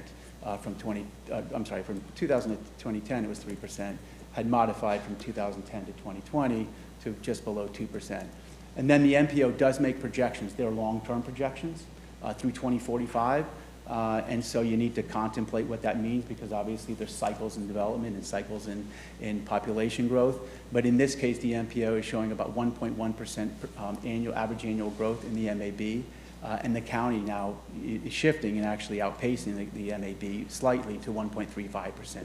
So we use this as the basis for determining demand, and then we make our own assumptions and analysis using multiple scenarios, what we'll call, in this case, what we're calling a modest, which is basically mimicking or mirroring the MPO's projection data. Then we have a fair share analysis, which say the MAB will capture at least its fair share of the county's population growth going forward, which is a fair assumption, namely because it's far outpaced it during the past several years. And then the last, we go a little bit more, what we call an upper limit, and we push, we're gonna go back to more historical growth rates and growth rates that are kind of reflective of what's happening right now in the development. So we use all of these to kind of just gauge and provide us a little bit of flexibility in determining demand going forward. And in this case, what we had done is, based upon those household demand projections, we looked at it in two fashions. One, we said, okay, what if the MAB were to develop more in line with what it was historically in terms of multifamily, where single family dominated at 8%, multifamily was lesser at about 20%. And then we did another analysis. We said, okay, let's shift to current patterns where you're seeing 68% single family, 32% multifamily. And you can see, within the circles of where the average annual demand is. I mean, if the MAB captures just its fair share, it's growing at 100 to 150 units per year of multifamily, which is directly in line with historical trends or even below historical trends. And then if you shift to the upper, you've got a demand of about 130 to 210 multifamily units per year, which is, as you recall, is well below even what's under construction today. And then so you're saying the supply is below the demand? No, the supply is outpacing demand right now. But supply is outpacing demand, correct. Okay. However, it's not, typically you would see a corresponding impact. Well, that hasn't been delivered, but there are still 250 units delivered, and the occupancy is still strengthened, which means the demand is outpacing that supply. But right now there's more supply than there is than there has been historically, and so theoretically, right, it's outpacing demand, but somehow demand is. These are just projections. Demand is actually. Right. That's why I'm saying if you went up to the upper level, that's what we're starting to achieve, the upper level and beyond of what's really happening. Again, I'm using statistics just to come up for demand. Right. Is that? Okay. So. I'll keep going, and then we can revisit that. So as Lewis had mentioned earlier, CGA had taken a look at the supply side in conjunction with the county to understand what are the entitlements that are remaining within the MAB. And so we looked at all the MPUDs, and again, collectively, by MPUD, had assessed what entitlements are remaining. And it's difficult to see only because there's so much information on this chart. But the bottom line is, if you look at the bottom, there's about 3,400, 3,450 total entitlements remaining in the MAB. That is according to the analysis that was done, collectively between the county and CGA and Lambert. Right there, obviously, if we're talking about having built out 8,000 units per year on average in total households, housing units, we're seeing, there's not much inventory or entitlement inventory remaining within the MAB applicable to both single-family and multifamily development. Now, not all of these entitlements have been designated single-family or multifamily. Some, there is just, they're flexible. In this case, we understand there's about 953 single-family. Go ahead. Which column shows the entitlements per MPUD? That are remaining? It says calculated remaining. It says LMN. Calculated remaining. It's 3,453. Yeah, well, there's 3,453. But there's no column of the total entitlements? That's total entitlements remaining. 3,400 remaining. There's total entitlements, sure, on the left-hand side, on the left-hand side of the chart. Multifamily is 12 to 1,500. So there's no total actual entitlements. It's just the remaining and then the ones built. I see 688. To the right, bottom right. Multifamily is 12 to 1,500. So on the bottom of remaining multifamily is 688? Correct, that we could tell that are designated. However, as part of that 3453, there's going to either be single, there's a portion of it. So if you took the 3453 and you subtracted the 953, right? And the 688, the balance of that inventory is designated. It can be either single family or multifamily. And that's exactly what we use to determine the amount of multifamily that's left in a range. And you can see that's about 1,200 to 1,500 units of multifamily that remain. Again, it's variable only because we don't know. I mean, it could be designated either. But if you took out the single family already entitled and multifamily, the balance of that, we did the split again between saying, okay, what if 20% were to be built out as multifamily or 30% were to be built out as multifamily? It would come out to be 1,200 to 1,500 units of multifamily entitled, remaining units that are entitled within the MAB. And so... So the residential units from the county are the entitlements that are there? And then is there a reason Seven Oaks doesn't have the listed entitlements, and same with Connerton? It only shows that the multifamily built was 582. The rest of the numbers are missing. Yeah, that's a good question, because there's still entitlements there that haven't been used. They just put an app in for another one in the back last week that already has entitlements. The application's already been submitted. Well, if there's 1,720 minus is 582, but why are they not listed on here? So, Nectarios Pitos, Planning and Development Department. I think what you're seeing is the interplay of the land use equivalency matrices. Right. But they still have a total of entitlements. And they should be listed on here because that's still an additional 1,000 plus multifamily units of entitlements that are not listed on here. Well, I think what's listed on here is what has been identified in those MPUDs. And as Mr. Olith has indicated, you don't quite know which way they're going to go because of the land use equivalency matrix instruments that are in the MPUDs. So you have to project out and consider what might take place. And so those are the numbers that are on the side of the slide here. If we have all these MPUDs and they have the entitlements, who's to say if they're going to utilize their entitlements or not then?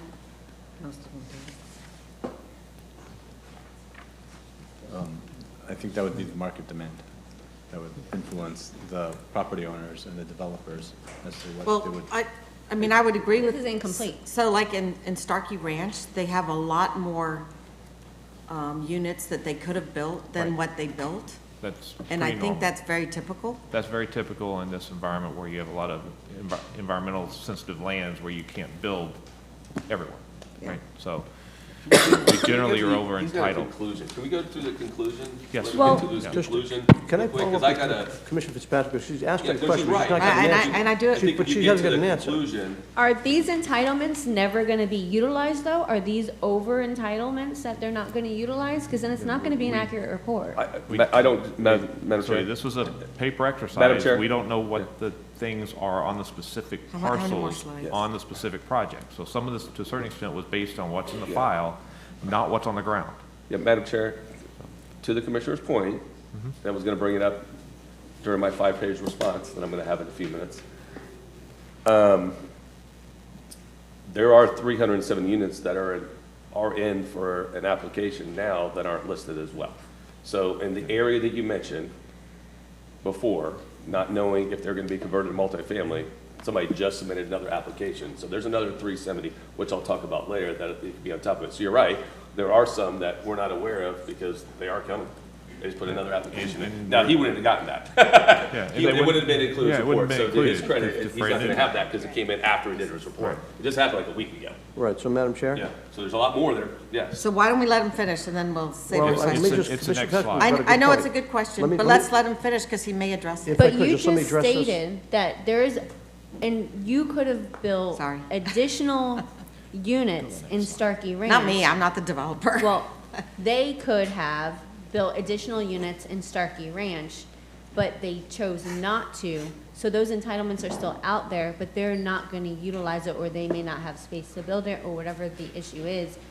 Are they not think ever it's- going to? If they're not, if they don't have the space to utilize it, then they no longer have those entitlements. It's very, very common for development to have more I think it's the norm to have more entitlements than they ever deliver.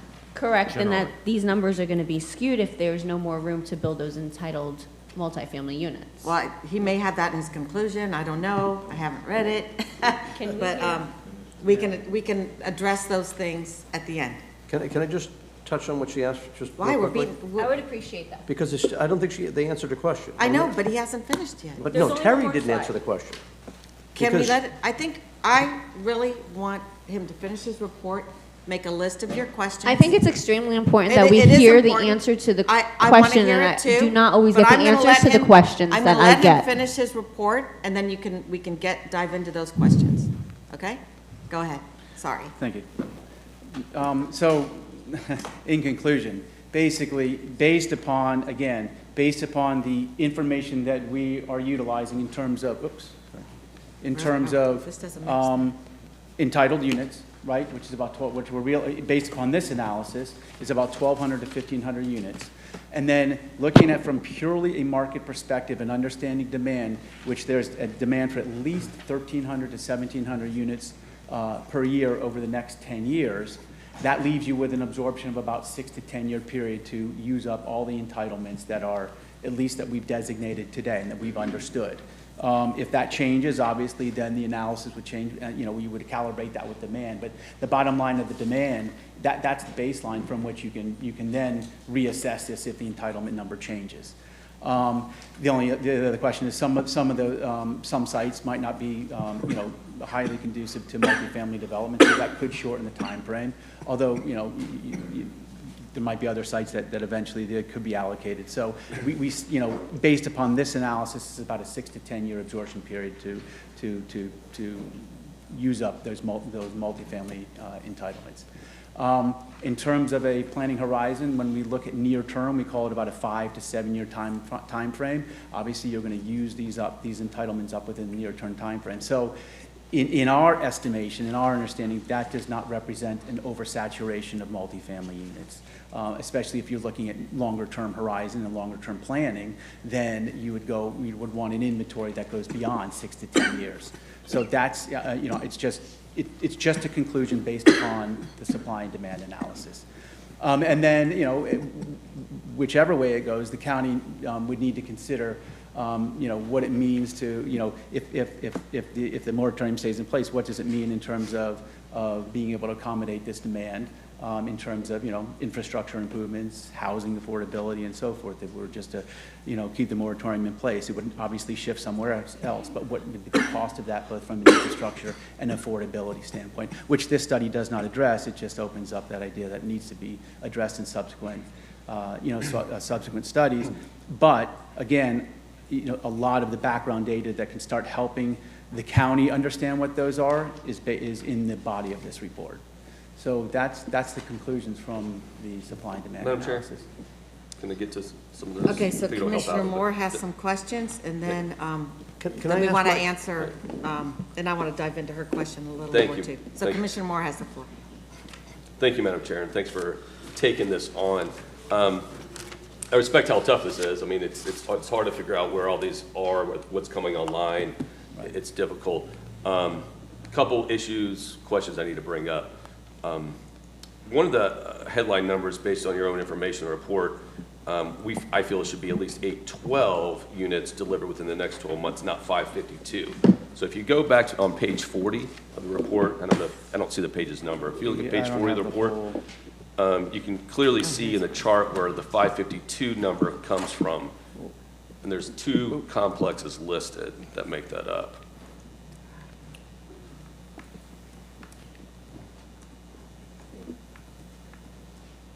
Right. Yeah, so,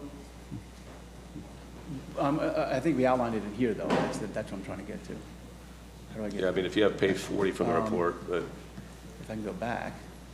It's the overview. Is that the one, Pasco County? Andy will help me find it. Here you go, right here. So I've got, right, but the number, I'm saying we identified 552, right, currently under construction, with another 838 This is what I have. Yeah. that should tie to that table. Right, so, Yeah, but that, right, but that number yeah, there it says ties expected to to be delivered this year, correct? Right, right. So Well- I guess the question is, which is it? Because it depends on what page you read, because that like that complex is always, one of the complexes always said that's not included in that, it has signage up to be open in 2022.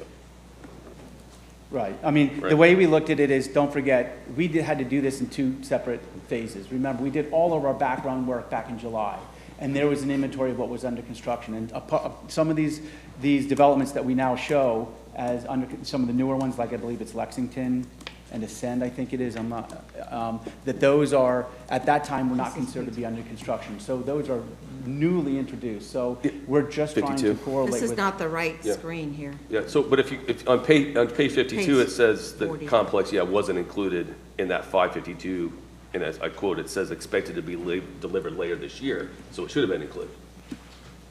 Well, that was for the entitlements, so we actually took it out of the entitlements. No, that's actually under construction. So if you can pull up, we have some. Why are they not pulling it up? Yeah, and we have some pictures for you as well that show what you need to consider, because. He's asking us to look at page 40. You're not on page 40. Yeah. But we're on the Page slide. 40 has property names and the number of units assigned to them. Exactly. I've got it pulled up on my iPad. Yeah. Are we not able to keep up? Well, we had the PowerPoint up. Oh, You want us to okay, I just have do the the report on my iPad. and you're I looking- refer to the full okay, report, sorry. because I didn't have a PowerPoint. Yeah, well, for the people that aren't here, let's try and pull up the But agenda Well, item. the report's attached to the agenda, so for people that aren't here, can pull up the report off the agenda. Yeah, so it's page 40 Yeah, it's of the page report. 40. And then you go to page 52, it says the complex wasn't included in that 552, but it still quotes expected to be delivered later this year, so I don't understand it contradicts it. Can you pull those pictures up? 'Cause I'm trying to get a distinction of what is considered under construction and not under construction, because I'm showing 4 walls on those and a roof. So those are clearly far along in the construction, which probably But we've would be included, right, so let me ask you, I mean, that's- just if I could just ask a question. Oakley. Is it, what Oh, that's Oakley. what count are you coming up with what we're determined to be under construction? I put those 2 under construction in 2 different buckets only because of the timing issue. It's So a timing issue, don't forget. Yeah, so that number should be 1390. That number should be 1390, because if you look how far along Correct. they all are, that actual total number under construction now should be 1390. And we have 1390. It does say No. 1390. Am No, I you wrong? have, It's 1382. Yeah. I mean, the Okay, maybe I'm 552 on plus the the 839 is yeah, so 1300, is 1300. if you look at the headline numbers based on your information, it says, you're basically saying 552 units delivered within the next 12 months, right? Correct. Right, all right. That should be Inside of- 812. That number should be 812 there. Delivered in the next 12 months. I can't tell, but Well, unless I I'm can't tell giving from an the site of example. construction or, without Well, any further insight as to when there's I'm development. just telling you what it should say, because Okay. look at that. Understood. I mean, Yeah, in a but from million what I years- hear, those may But not those are- get no, washers and dryers for years. Well, they're moving pretty fast. And refrigerators. They're moving pretty fast. I don't know. They're I don't know. I using don't know. borrowed So I guess stuff what in my, people's houses now. I don't agree with the distinction between site work and early construction and Okay. delivery date. Understood. That's. And we'll just stop, at this point, we just put everything under construction. Yeah, that's Fair my enough. big, so we go back, I go back to the conclusion. We go back to the conclusion page, the very final slide of his Of report. his? Okay, Yeah, the so that's report. up front here. Make sure I'm looking at these numbers correctly here.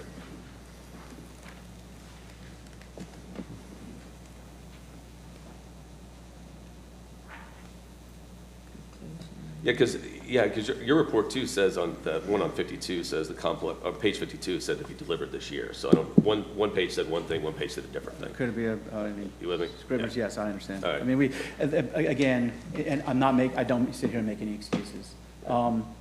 This was a pretty mad scramble to the finish because we were told at the end of February Yeah. to expand the NAB, but I understand Yeah. it should all be coordinated and it Yeah. will be updated. I just want to make sure, again, listen, it goes to staff, it goes to us, we just want to make sure everything's correct. I understand completely, and I appreciate that, yes.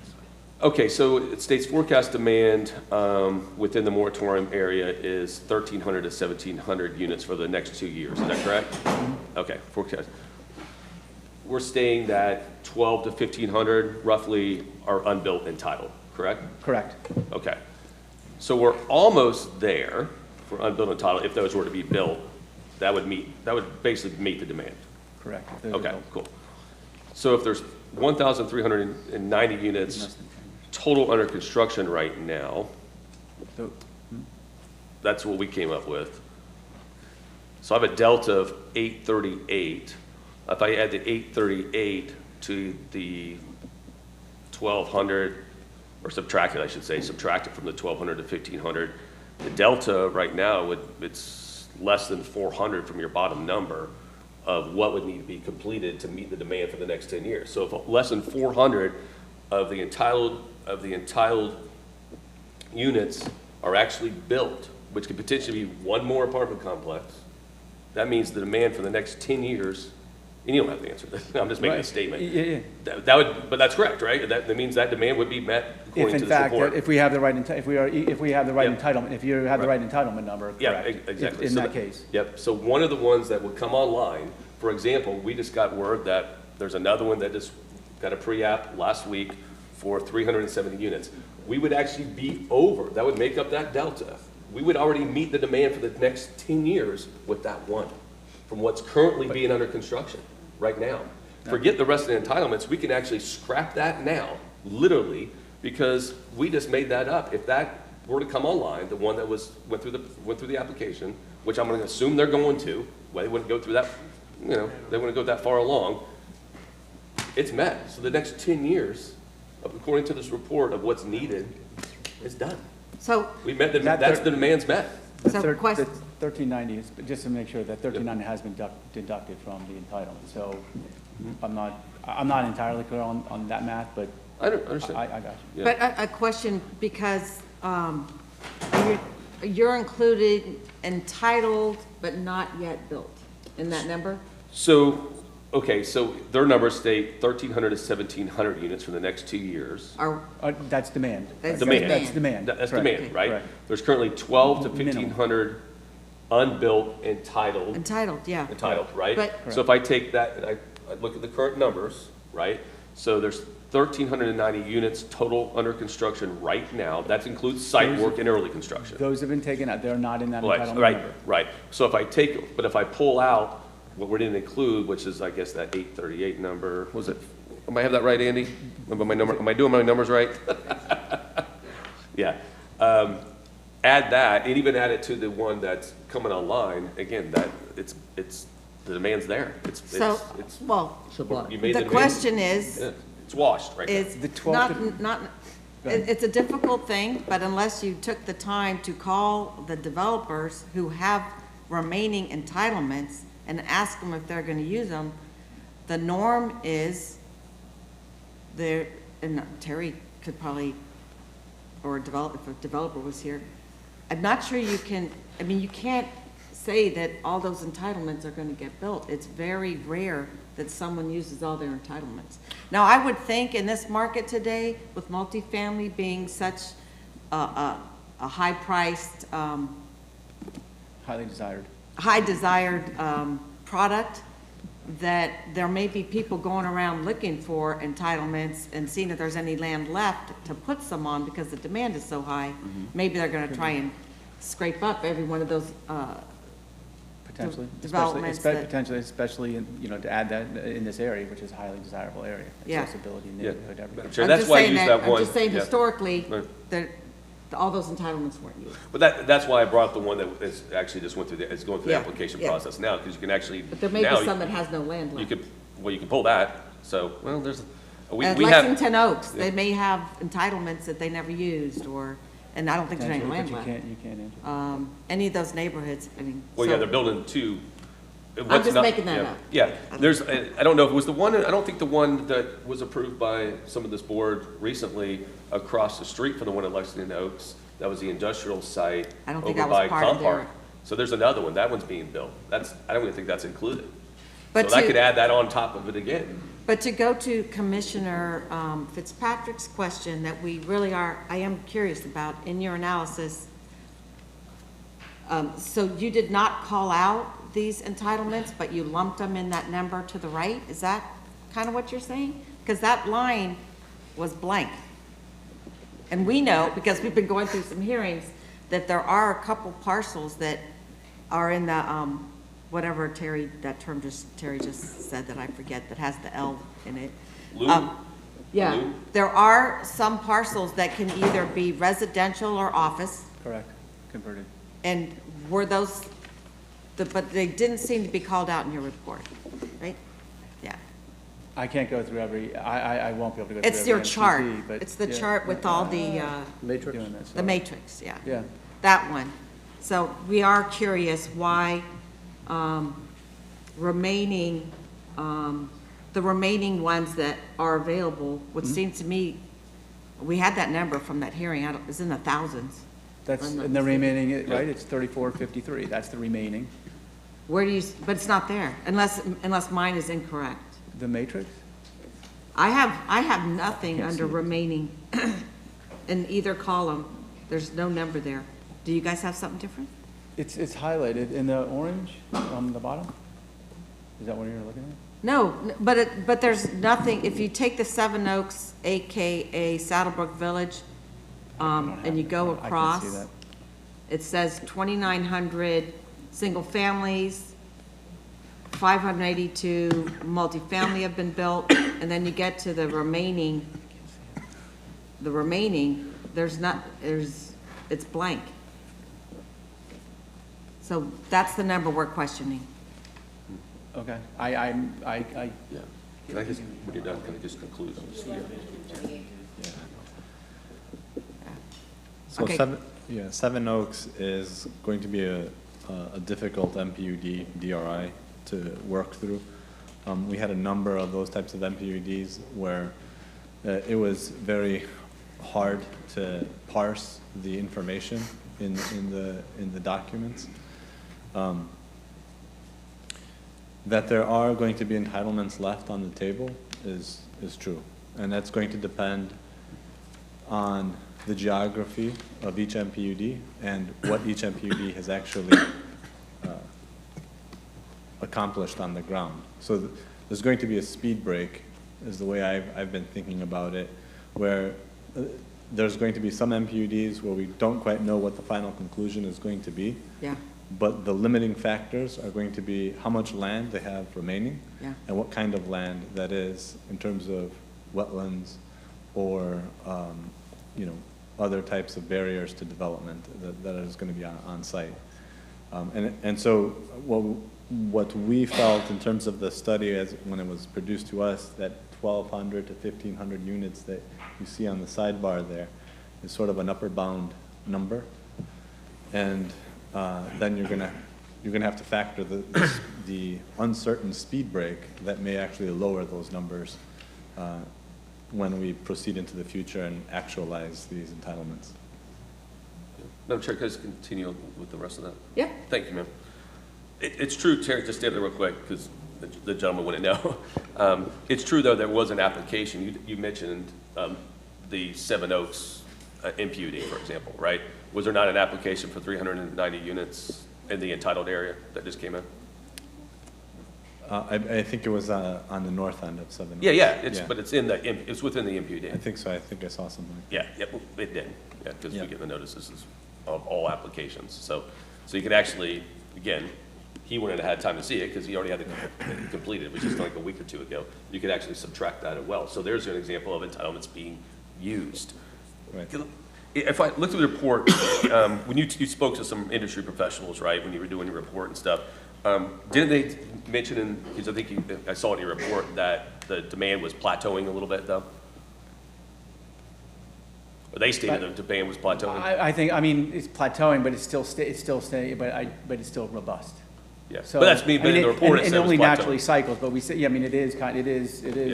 is reaching, it's at least right now at top of a cycle. Right. But it's still robust compared to historical levels and should remain that way.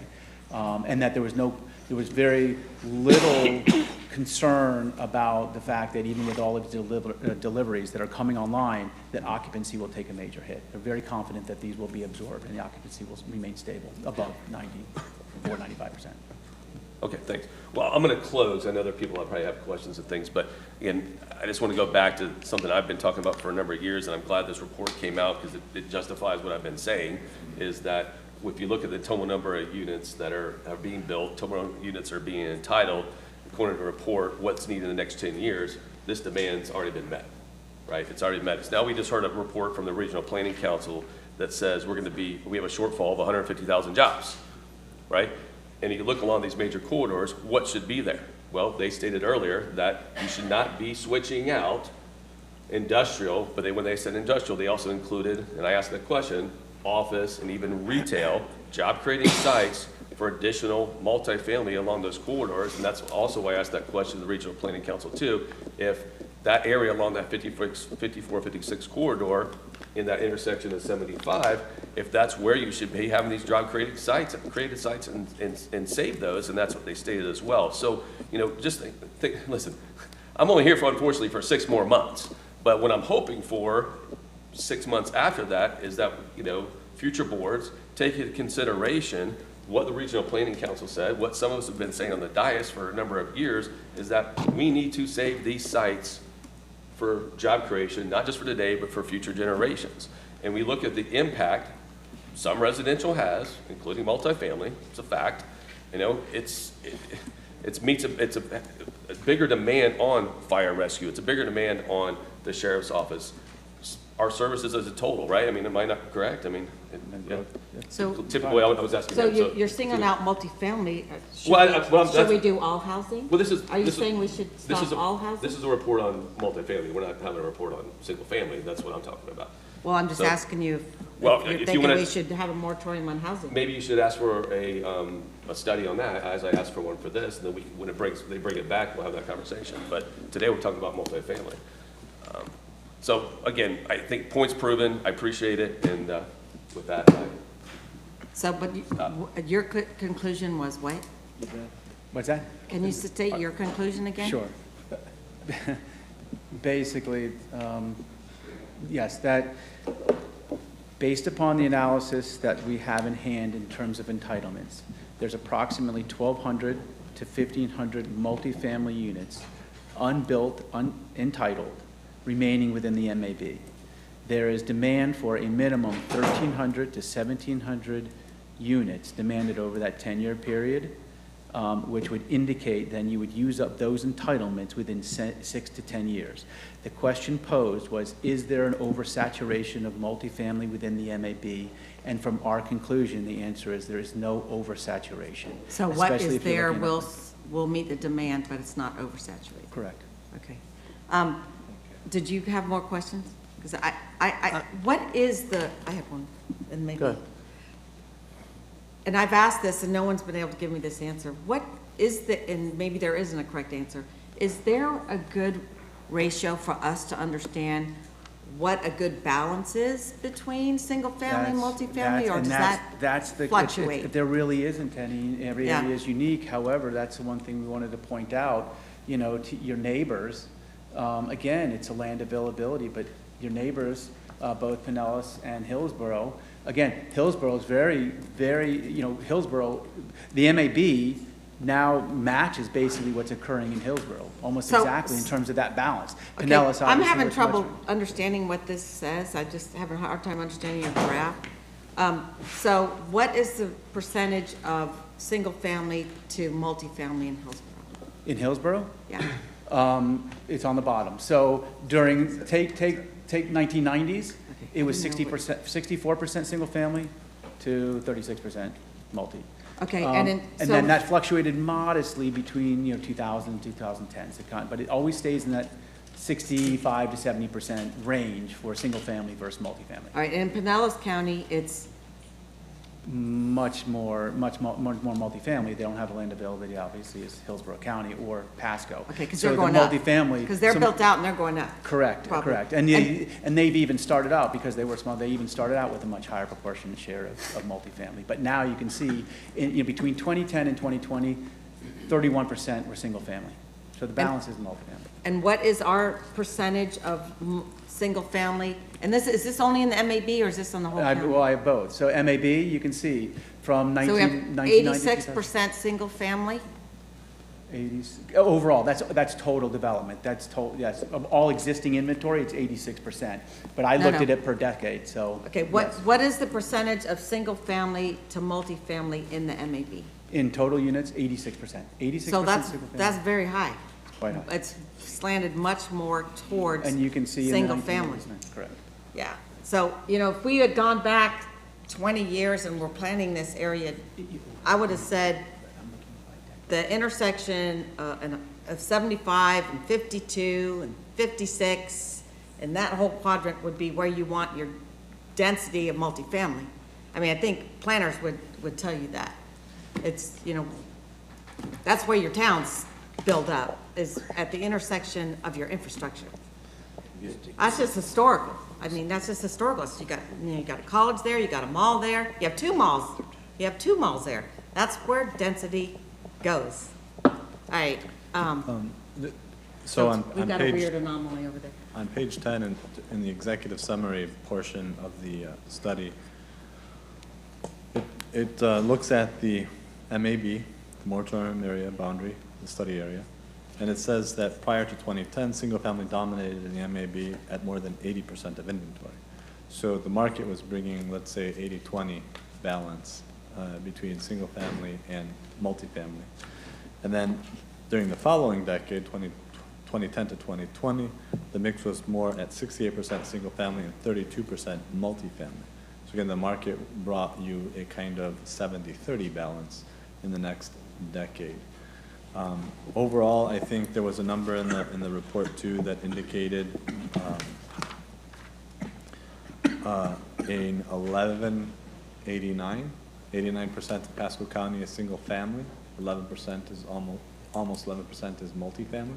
So you see that also market ratio playing out overall in the county, a 90-10 ratio overall. So where the right balance is, to your question, Madam Chair, is probably, it's a policy decision on the part of the Board of County Commissioners, but the market is basically telling you anywhere between 70-30 to 90-10 would be a balancing where you would want to target.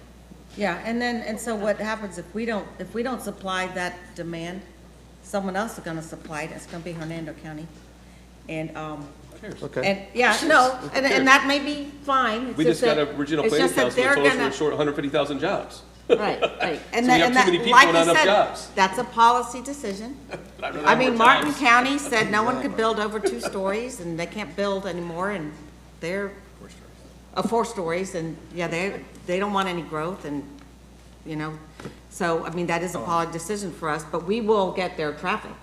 We will get their traffic without any income from it. Madam So Chair? that's the only thing. Yeah. But here's the thing. So they're telling us the market's saturated, so it's at balance for the next 10 years. We don't need any more apartments in this area, we're good. That's what it's saying. The other thing, and again, back to the Regional Planning Council report, we need to go create jobs to get a better balance. And when you create more jobs, if people don't have to drive as far, you'll help your traffic. Right now, I mean, the Virgin Diamond just opened. There's only so many improvements we're going to be able to make. The traffic that's in that area right now, and Commissioner Moore, how long does it take you to get to Lexington Oaks to go hit balls? Pardon me, say it one? How long does it take you to get to Lexington Oaks to go hit balls from Oh, South I got stuck, it was like 40 minutes one day. 40 5 and a minutes? half minutes away from my house. And it used to be, yeah, it used to be 5 minutes 5 away. minutes. So we don't need any more saturation with the heavy density. I know cities will grow that way, and in time, we may shift like Pinellas, but what Pinellas did as well, their jobs ratio is phenomenal. Yeah. That's when we need to focus. So I think this moratorium is solid here to keep in place for 10 years. And then I think you can go look at, maybe we should go a little bit further down that 54 corridor and 56 corridor to find out how far down we want to go to take a look at it as well. Okay. Well, Madam okay, Chair, I gotta I know he address said that. something he can't say. Well, no, well, I mean, I gotta set the record straight. Yeah. You don't have a moratorium now, it's expired, and you can't put it back in place, with all due respect to the consultant. A moratorium is it can only be put in place for a finite period of time, and there has to be regulations that you're working on developing to fix the problem, and that's not happened here. Okay, so what do you recommend from what you're seeing? What's the next steps of the commission do to try to not let this problem get worse? That's what you can do, say no. This is something that you should be addressing in your evaluation and appraisal report and the comprehensive plan. That's what they're there for, and you may need to downplan some areas in your comprehensive plan. there are legal consequences to that. But if that's where the board is truly going, that's the fix, is to not approve overdevelopment. I mean, that the commissioner, the chair is right.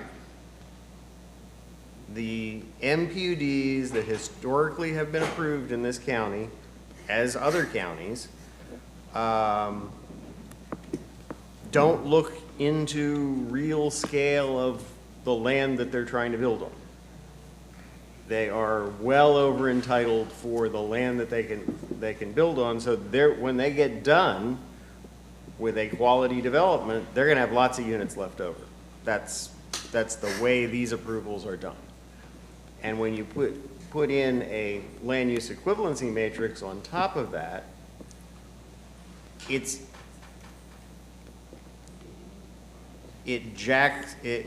moves the total build out of a community to maximum.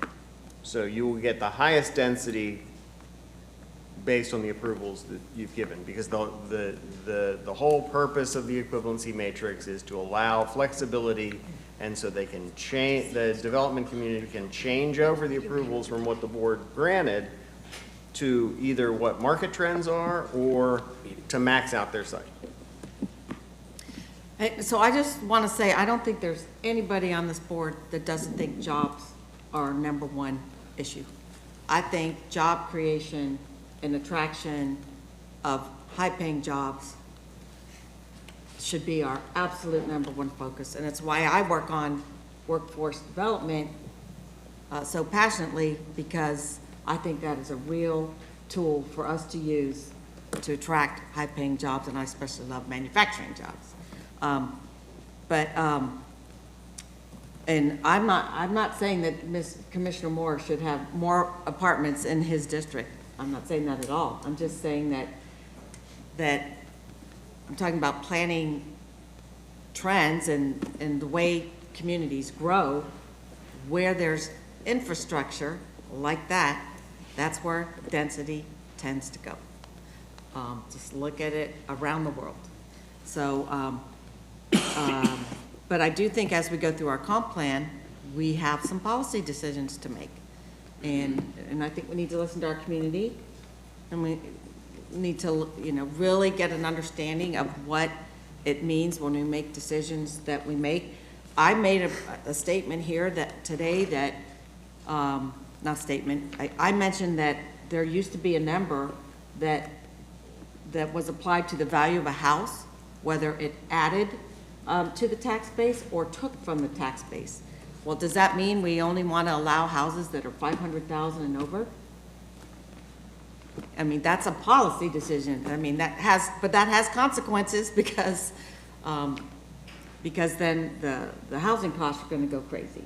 And if housing costs go crazy, then we're going to have people who can't afford to live here, and they're going to live in another county, and they're going to drive here. So, it's a balancing act of making sure that we grow the best way that we can, and we make decisions that help guide that. And I think that's one of the reasons why you have to keep always adjusting your comp plan, is so that you can prepare, for the next 10, 20 years on what the right kind of growth is that the county wants. Commissioner Mariano? And you bring up a good point as far as you look at, does the residential growth hurt or help as far as your overall budget? And I will go with you that I think those higher-end homes, they pay their own way and then some. They add, too. And that was also part of what we also looked at years ago, was where do the executives want to live? Right. They want to live in the high-end homes. That's right. So if I'm going to go focused on building something, I want to build the high-end homes where the executives want to live, where they may bring their business, and obviously creating amenities and other quality of life things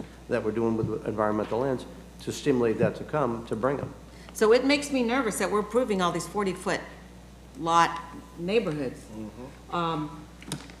But we also have an affordability problem, so what's the right balance? And I really, I'm almost like, bring the ULI back in to help us, because, I think you brought it up, that in Two Rivers Ranch, the high-end homes in that development are being built right in Hillsborough County, and we're getting the 40-foot lots. So what is it that is happening here that we're not getting more of the big houses? You know, we have potentially a youth sporting complex coming, and I drove some folks that are interested in that youth sporting complex around looking for housing stock, and we didn't have it. We didn't have it for what they're looking for. And so how do we ensure that we are providing that range? You know, is that a market thing, or do we help direct that? Those are things we have to talk about. But in my opinion, we cannot fill up with 40-foot lots in this whole county. So it is lunchtime. Well, interesting stuff. Yep. And we appreciate the work you did, and I know it's you had some tough questions, and Thank you. and we appreciate it very much. Appreciate I almost wish you had done it for the whole county, and we could have just understood where we need to focus what on and what part of the county. And I guess as we work on I our would comp second plan, that. we're gonna dig into that, I think, as we work on our comp plan. So much work to be done. Thank you. I appreciate it. Thank you. All right. You're right. 40 foot is mark.